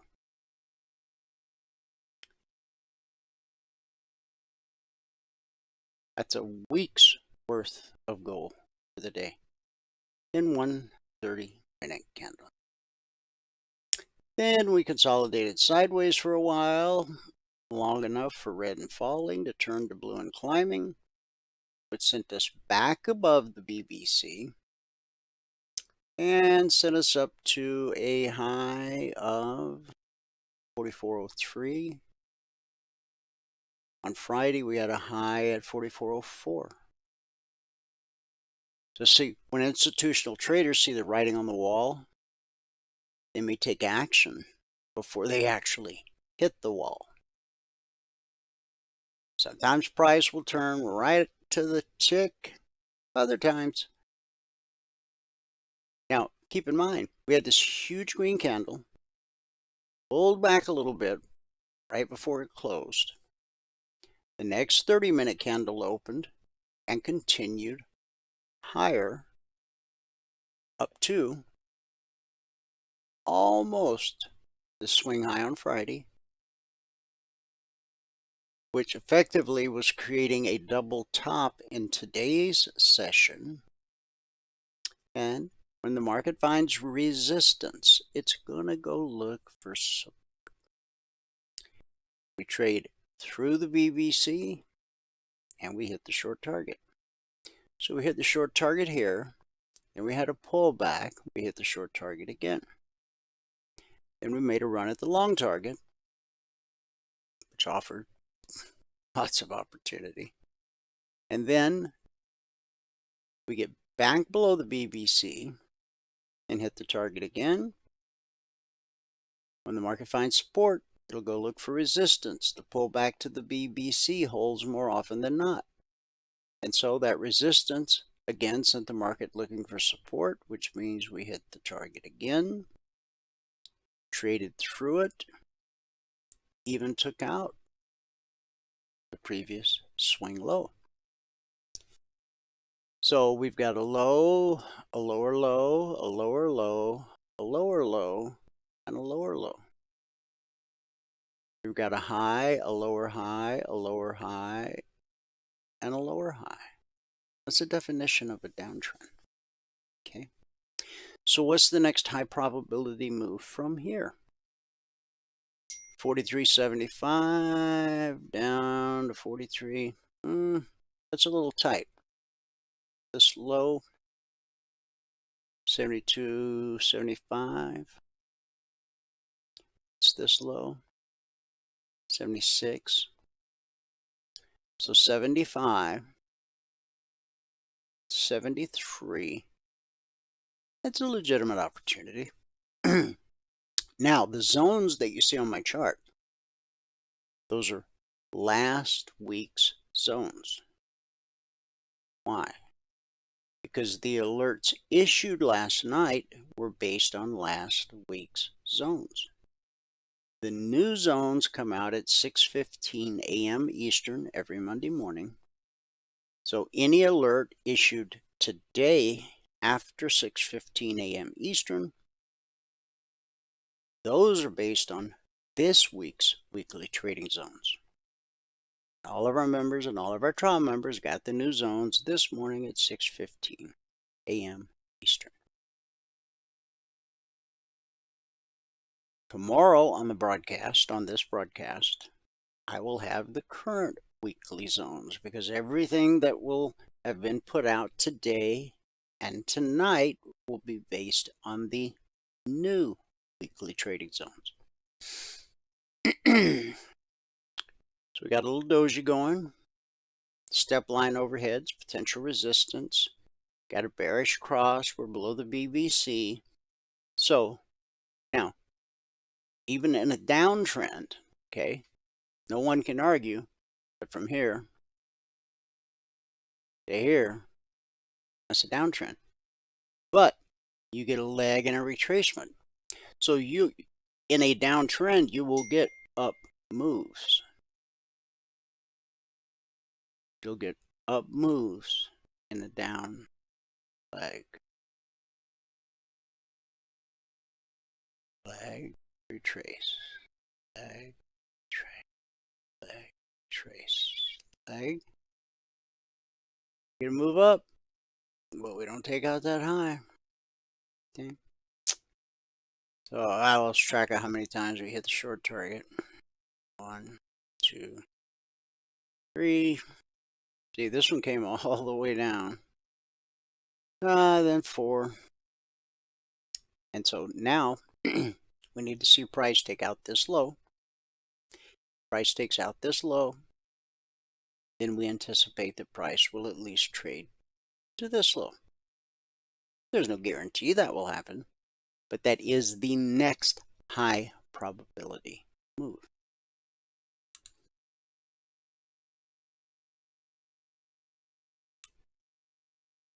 $75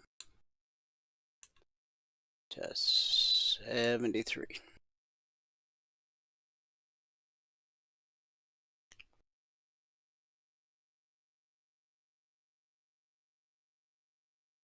It's a little hard to get it exactly perfect. Remember, we expect support here until proven otherwise. We expect resistance here until proven otherwise. So this is the next high probability, low risk opportunity for the ES. There's no guarantee it'll be a profitable trade, but it is beyond a shadow of a doubt the next high probability move.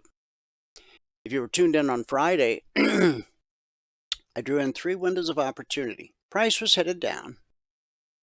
I said if something bizarre happens, and price starts to move up, okay, then you got a window of opportunity here. And then this bearish cross is potential resistance. So you got to wait till you get well above that. And then there was this big window of opportunity here. I said on the Friday broadcast, you can go back and listen to it on the YouTube channel. I said, I don't suspect that will happen. What I do suspect will happen is that price will continue lower. And I drew in this window of opportunity. You can watch Friday's broadcast. You can watch me draw it in. Okay.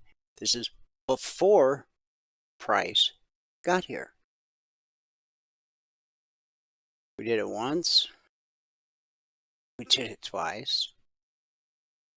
We did it 3 times. That was all on Friday. Okay. Then we did it again this morning.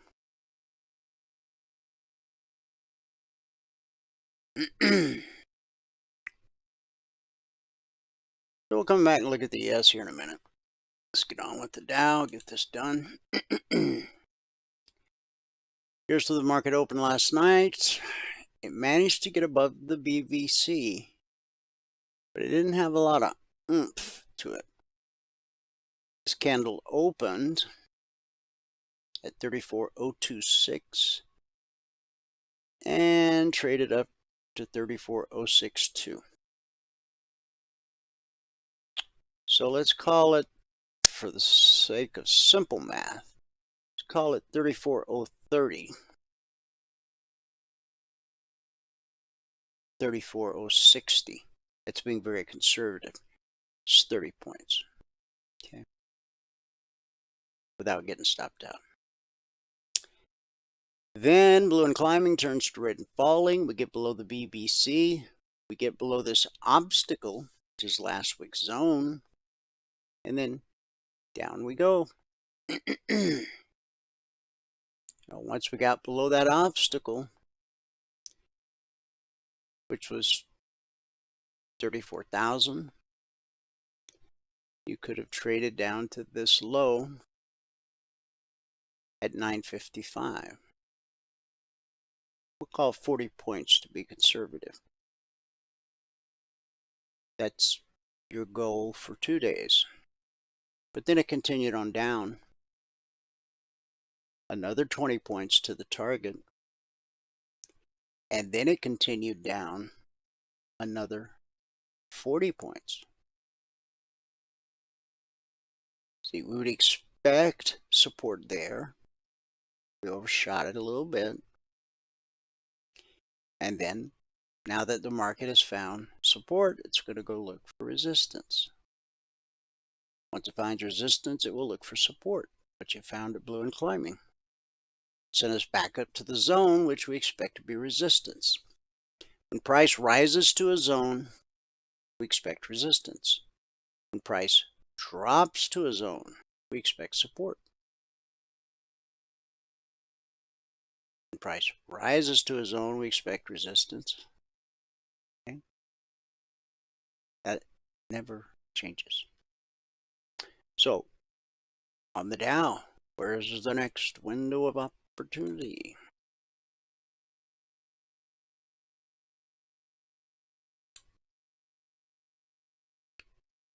$940.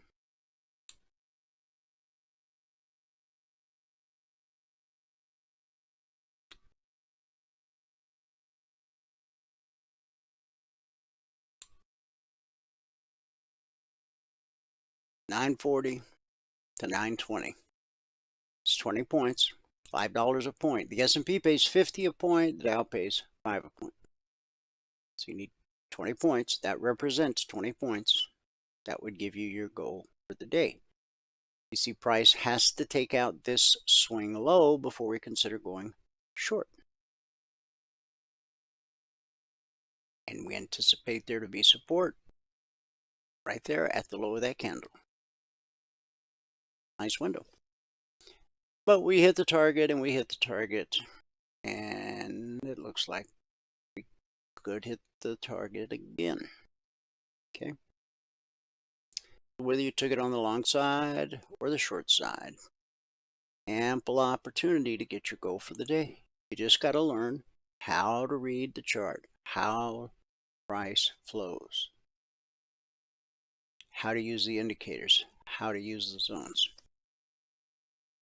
Doesn't make trading easy, but boy, does it make it simple. Russell, market opens. Now, this is a little different scenario. We got a green candle, but we're below the BBC.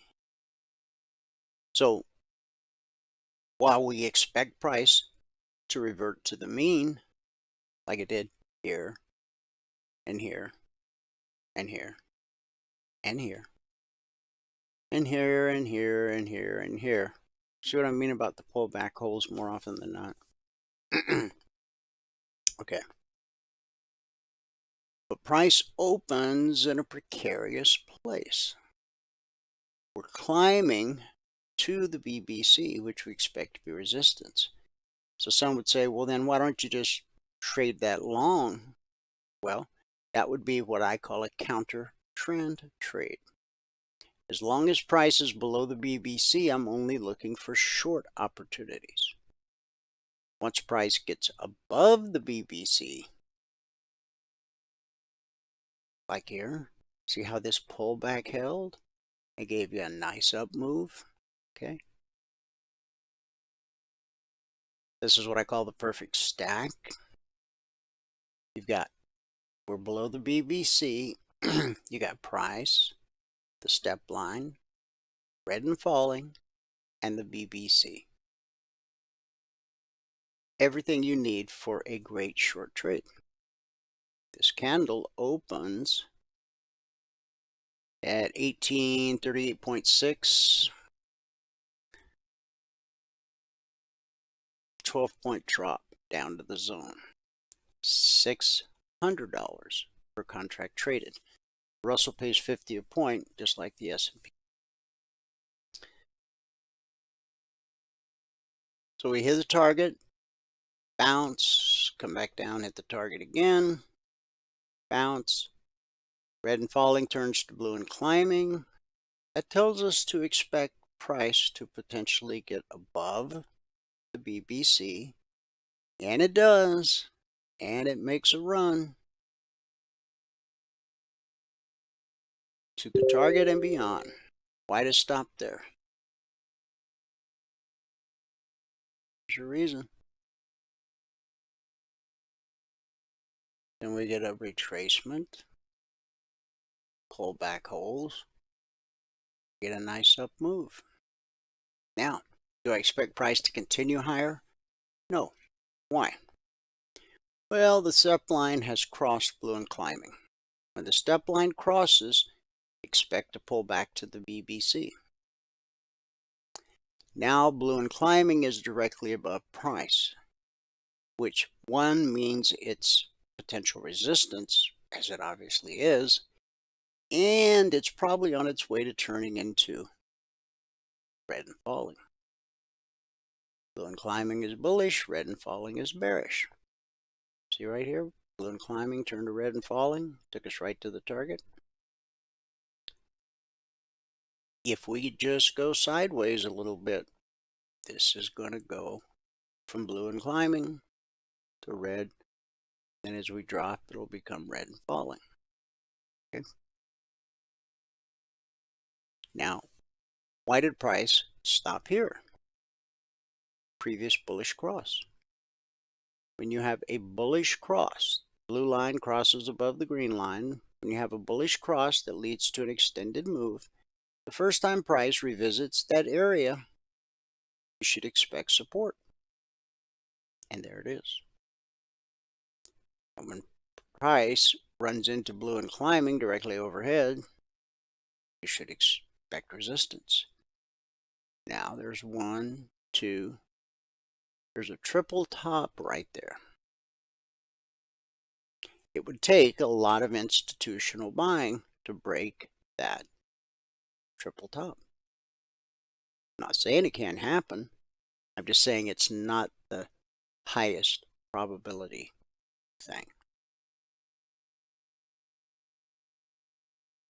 I would wait for price probably to get all the way down to about 1829.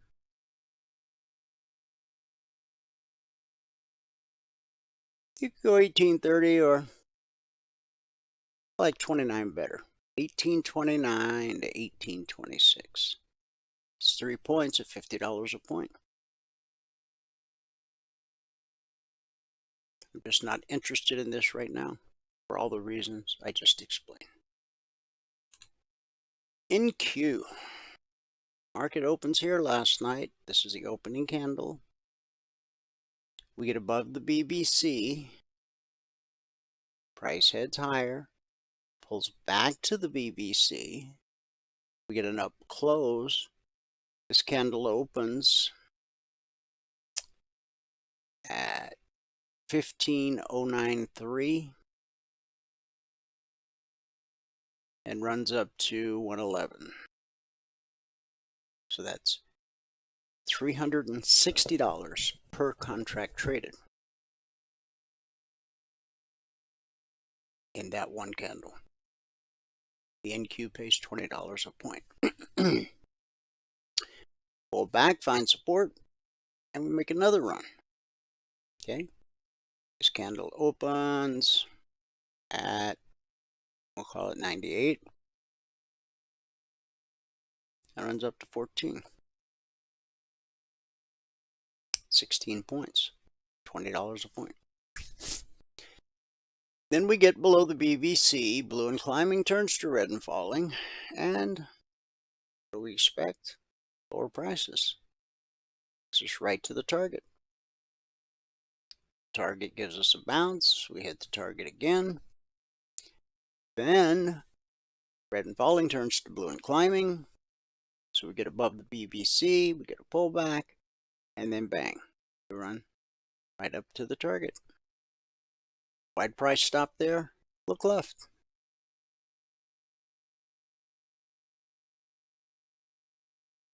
Resistance was established Friday afternoon. It will remain resistance until broken. Support was established Friday, but it's now been broken as we came down and hit the short target again.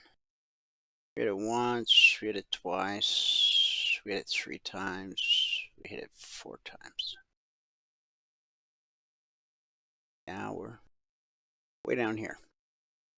Again, these are last week's zones. Tomorrow we'll have this week's zones.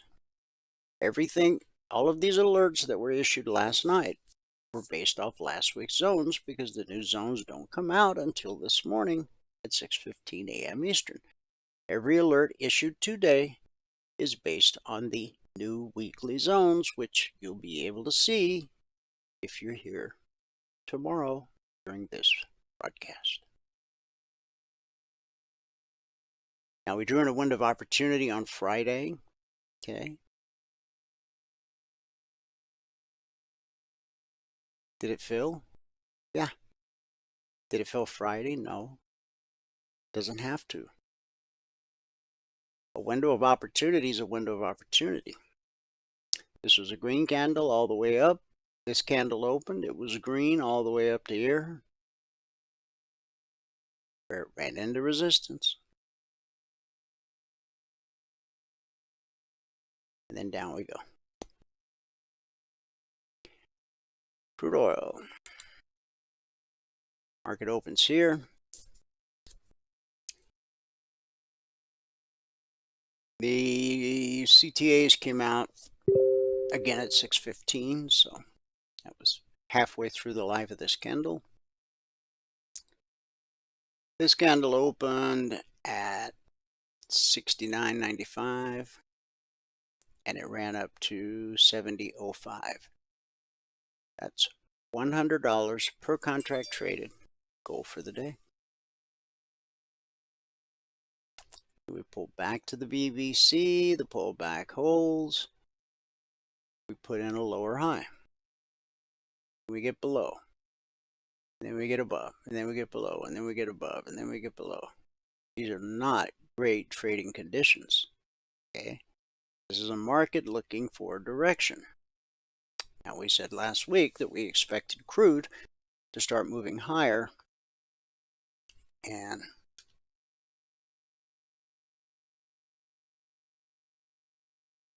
it did. And then we got a low on Friday.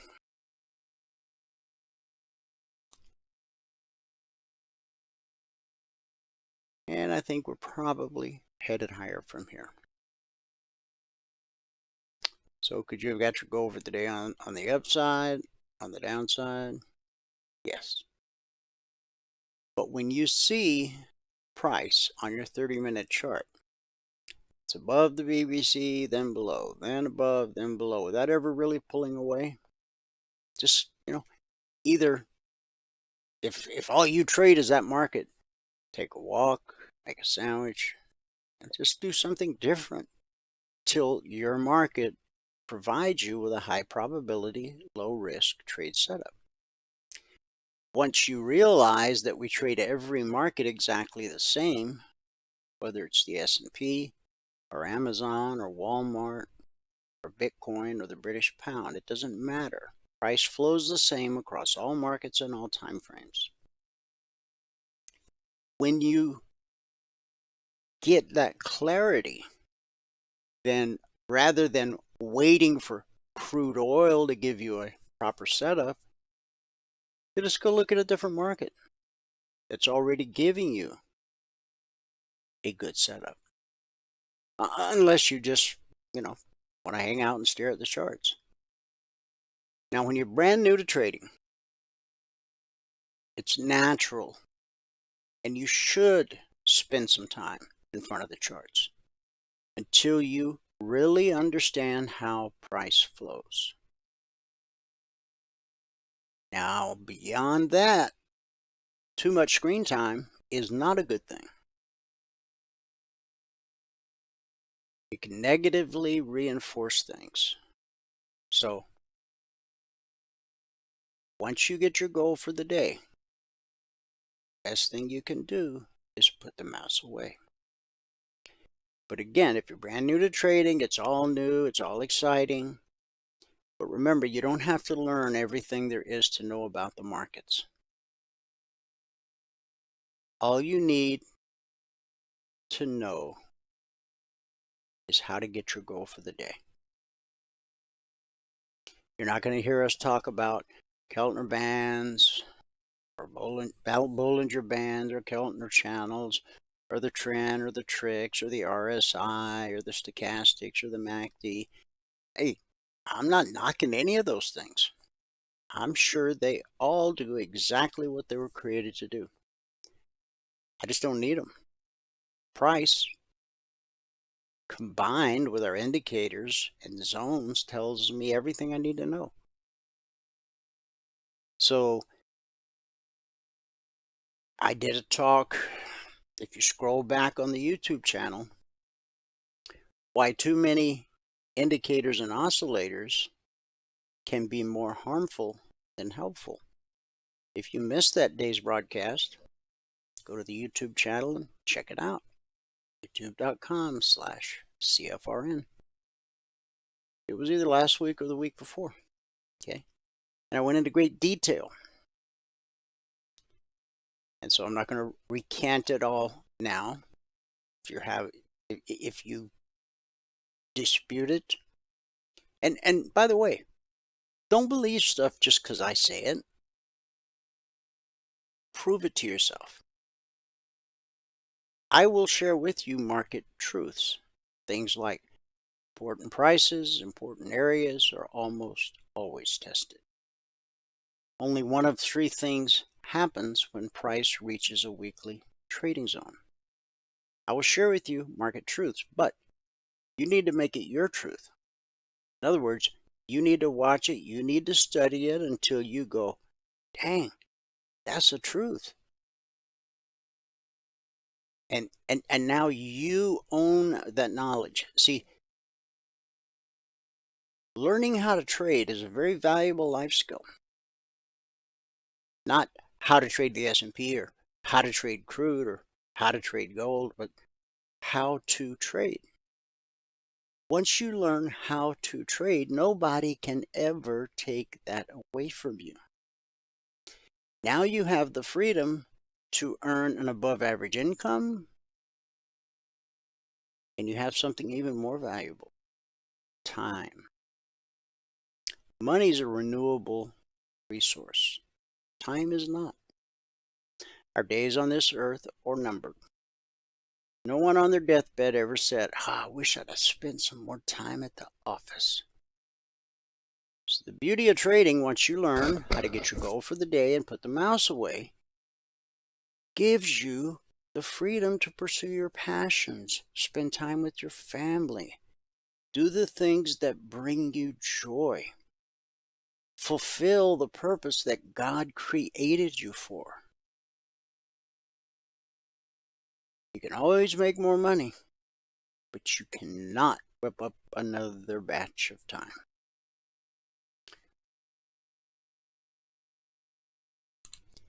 Gold, we had a gap higher open. Did that gap ever fill? Not yet. Now with the E-minis, the gap almost always fills. Sunday night is about the only time we see gaps. Sometimes we see gaps in earnings season. Now, if you look at the S&P 500 index, you'll see a gap every day because the index itself stops computing when stocks stop trading at 4 p.m. Eastern. But Asia trades stocks. London Open is at 3 a.m. Eastern. Futures follow stocks, not the other way around. Okay?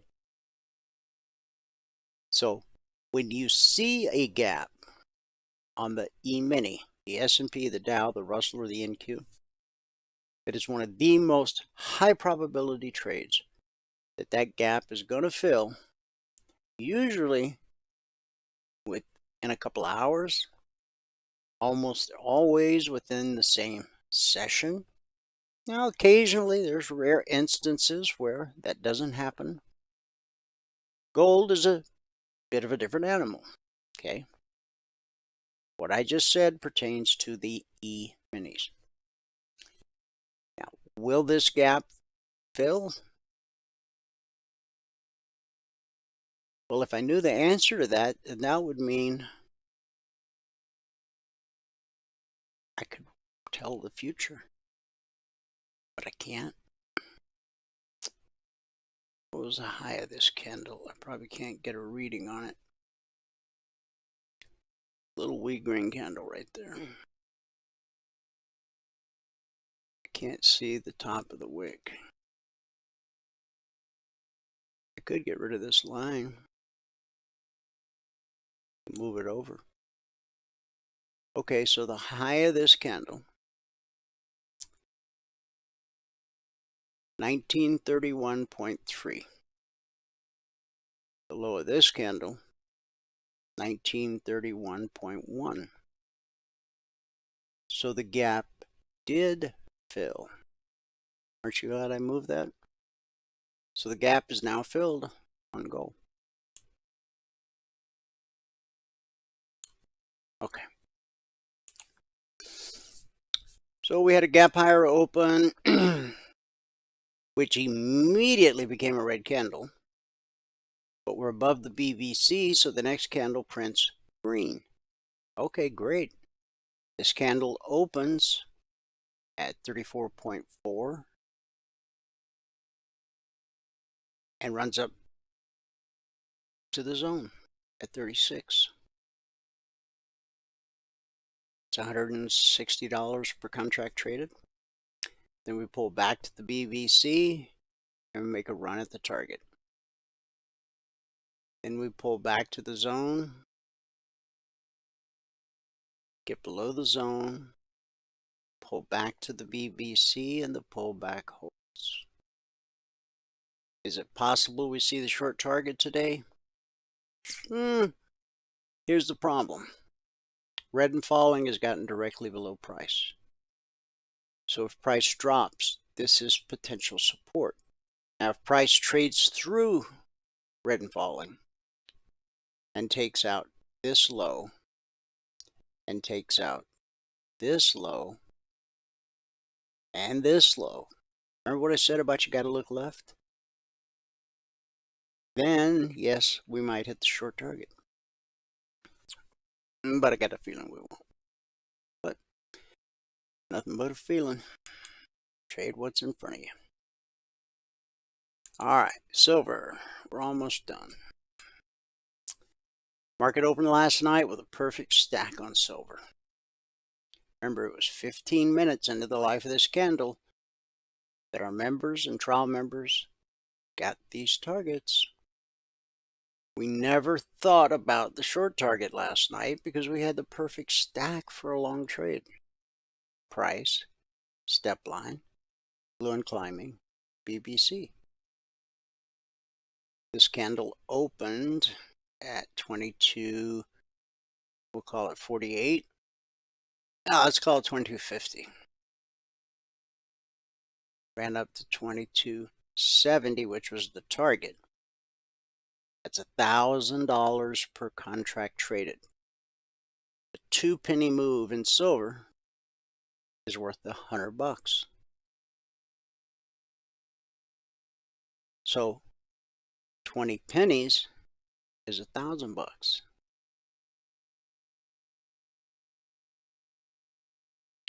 22.50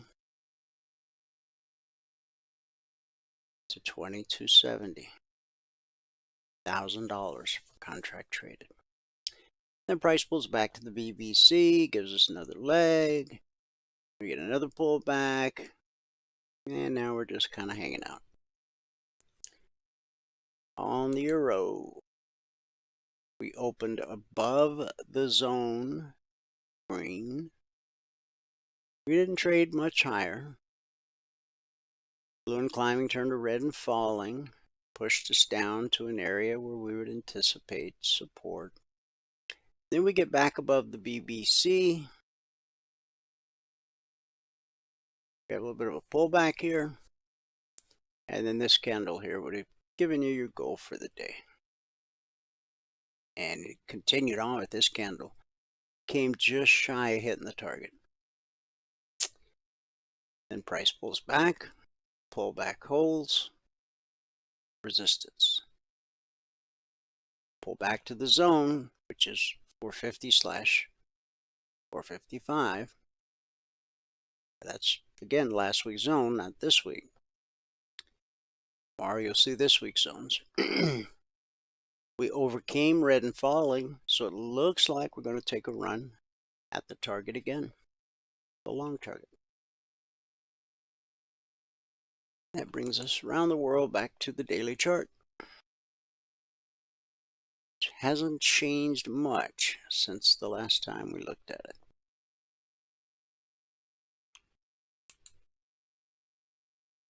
The ES, that window of opportunity I drew in, didn't quite fill.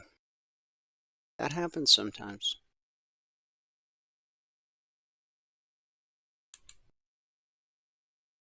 The Dow, we touched the top of the window, but we didn't enter it.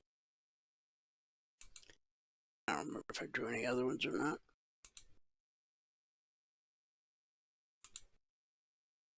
I don't think I did.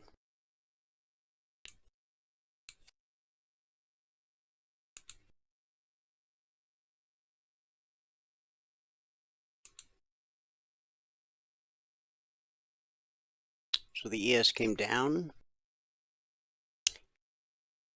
And I said this is a little bit of a tight squeeze, but yeah, we'll see what happens. So, worst case, because this is a 2-point window of opportunity, you would only risk 2 points.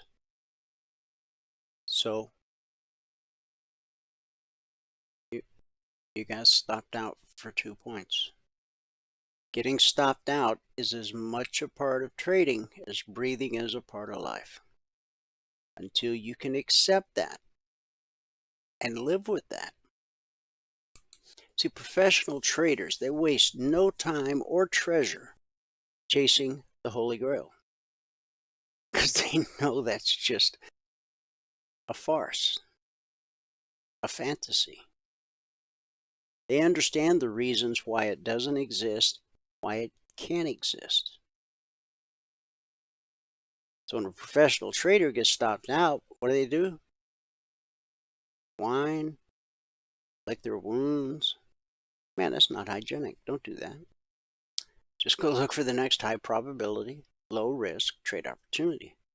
Well, maybe I need to change my stance. Biggest mistake you could possibly make. Once you learn a definable edge, then you execute that edge every time it presents itself. Now, for 2 hours every day, Michael teaches you how to execute the trade. What I teach you is how to execute based on the trend of the 30-minute chart. Can you just trade the range chart without ever learning about the bigger picture trend? You can, I suppose. But why would you? When it's so simple to get a big picture idea of what the next high probability move is. Now, we knew the next high probability move here was down. It just didn't go all the way down to the previous low. Buyer stepped in early. That's going to happen. And there's nothing you can do to stop it. Okay? Okay. To become a lifetime member with no recurring fees. 0. No recurring fees. Not weekly, not monthly, not annually, not nowhere, not no way, not no how. No upsells. Ever. No nonsense. Ever. Go to eminifuturestrading.com and get your lifetime access to everything we do, everything we've ever done, and whatever we do in the future. Pay once, member for life. Now, once you learn the strategy and how to read the indicators, you may or may not want to come hang out in the live training room every day. You don't have to, but trading can be a lonely business, so if you want to hang out with some traders, then it's there for you, okay? 2 hours every trading day. As a passport holder, you have lifetime access to unlimited one-on-one private mentoring, a strategy that works just as well with stocks, with crypto, with Forex, with ETFs as it does with futures. Same with the indicator set. And you receive the Logic 247 alerts around the clock. You receive the concierge trade alerts every night when they're published. You're able to attend the members only workshop on Thursday night. You have every resource live. And again, once you've got the strategy nailed and it only takes you 10-15 minutes a day to get your goal for the day, then you might only pop in once a week to grab the weekly zones and go.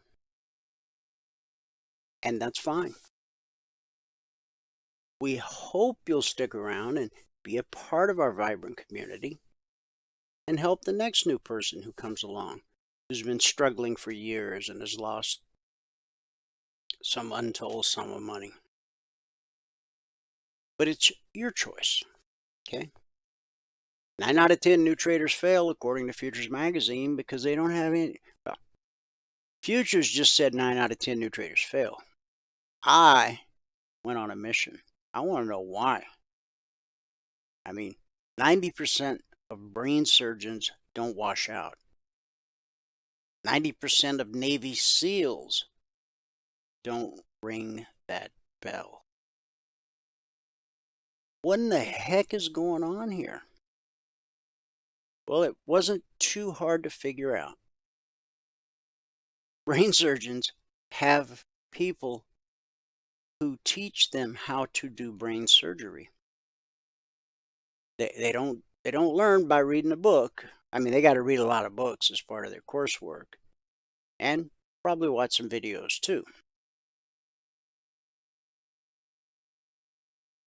Navy SEAL, they have someone teaching them minute by minute, day by day, what it takes to become a SEAL.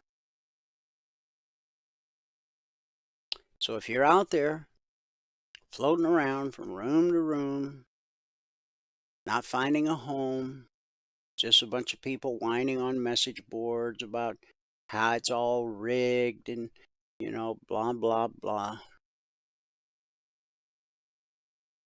The human mind's like a sponge. If you hang around with those kind of people, you're going to become one of those people. If you hang out with people who are successful traders, there's a very high probability that you'll become one of them. But you got to show up. You got to do the work. You want to get rich quick, you might as well buy a lottery ticket or a bunch of lottery tickets. I don't know. Because it's not going to happen in the world of trading. I don't care what strategy you use. I don't care what market you trade. Overnight riches are fictitious. It just doesn't happen. EMiniFuturesTrading.com. You can call Valerie, 949-42-EMINI. She's in the office. If you're a partner from the old days who never made it over to passport territory, call her. She got a special deal. You can upgrade and you'll never have to spend another dime. If you're spending that $75 a month or $100 a month it is, you know, to still have access to the room, man, say goodbye to that. Upgrade, get your passport. Never spend another dime. You can also email her, support@cfrn.net. All right, now we're going to wrap this up with our good word for the day. For the last 3 days, we talked about refusing to live in fear.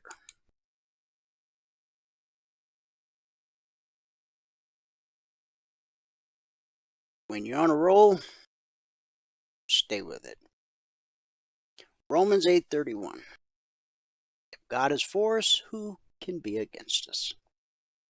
To overcome fear, you must believe that God is with you. It's the key to your ability to obey what He tells you to do. As you become confident that He is with you, your fear will lessen.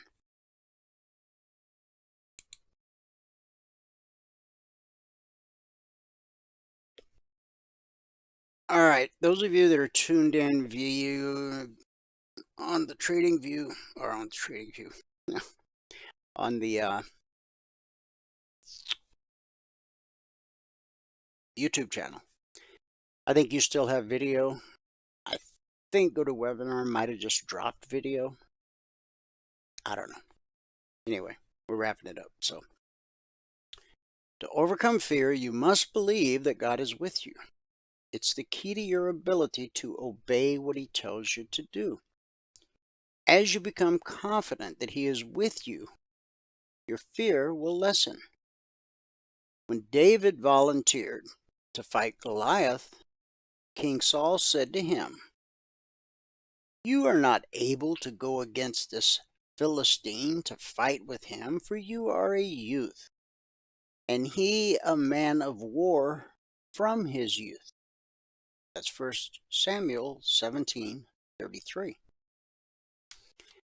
David replied in verse 37, "The Lord will deliver me from the hand of this Philistine." Friend, you're not in this battle alone. The Lord is with you. When you're convinced of that, your fear will subside. You may not always know what God will do, but you can relax in knowing He will do what needs to be done at the right time. When you think about the future and all the things that are unknown to you, it's easy to feel afraid. Or you can say to yourself, the battle is the Lord's, and He has never lost a battle.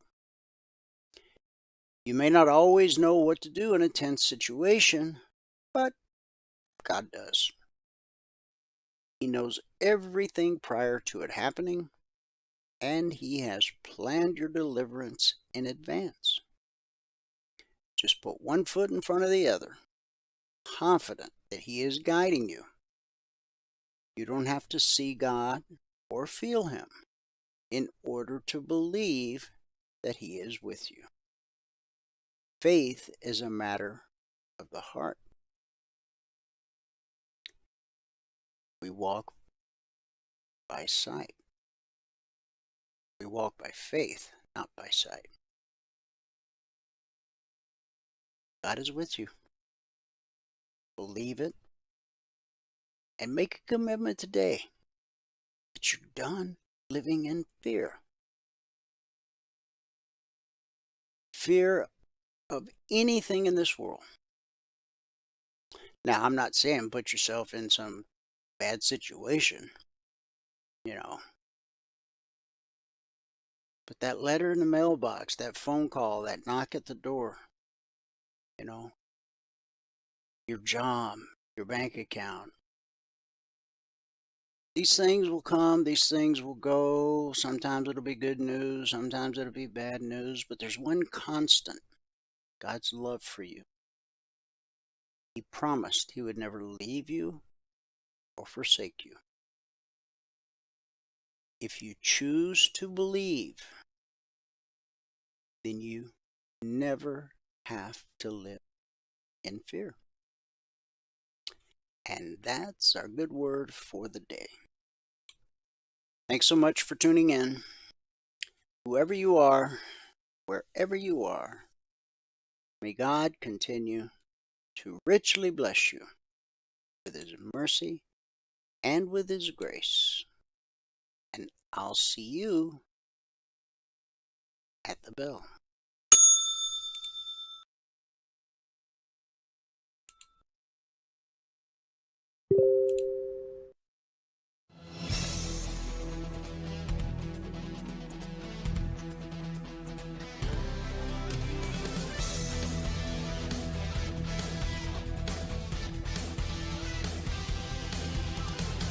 Remember this, there is no greater return on investment than to see a human life changed and given hope. As always, pray hard and trade safe. Any financial information discussed on this show is simply the opinion of our host, Dwayne Reeves, his co-hosts, and guests. To learn more about trading E-mini futures or to take a 1-week free trial in our live trading room, call 1-866-928-3310. 866-928-3310. Information discussed on this radio program should not be construed as a recommendation to buy or sell any security. Always do your own due diligence and consult with a licensed securities broker or financial planner before making any investment decision.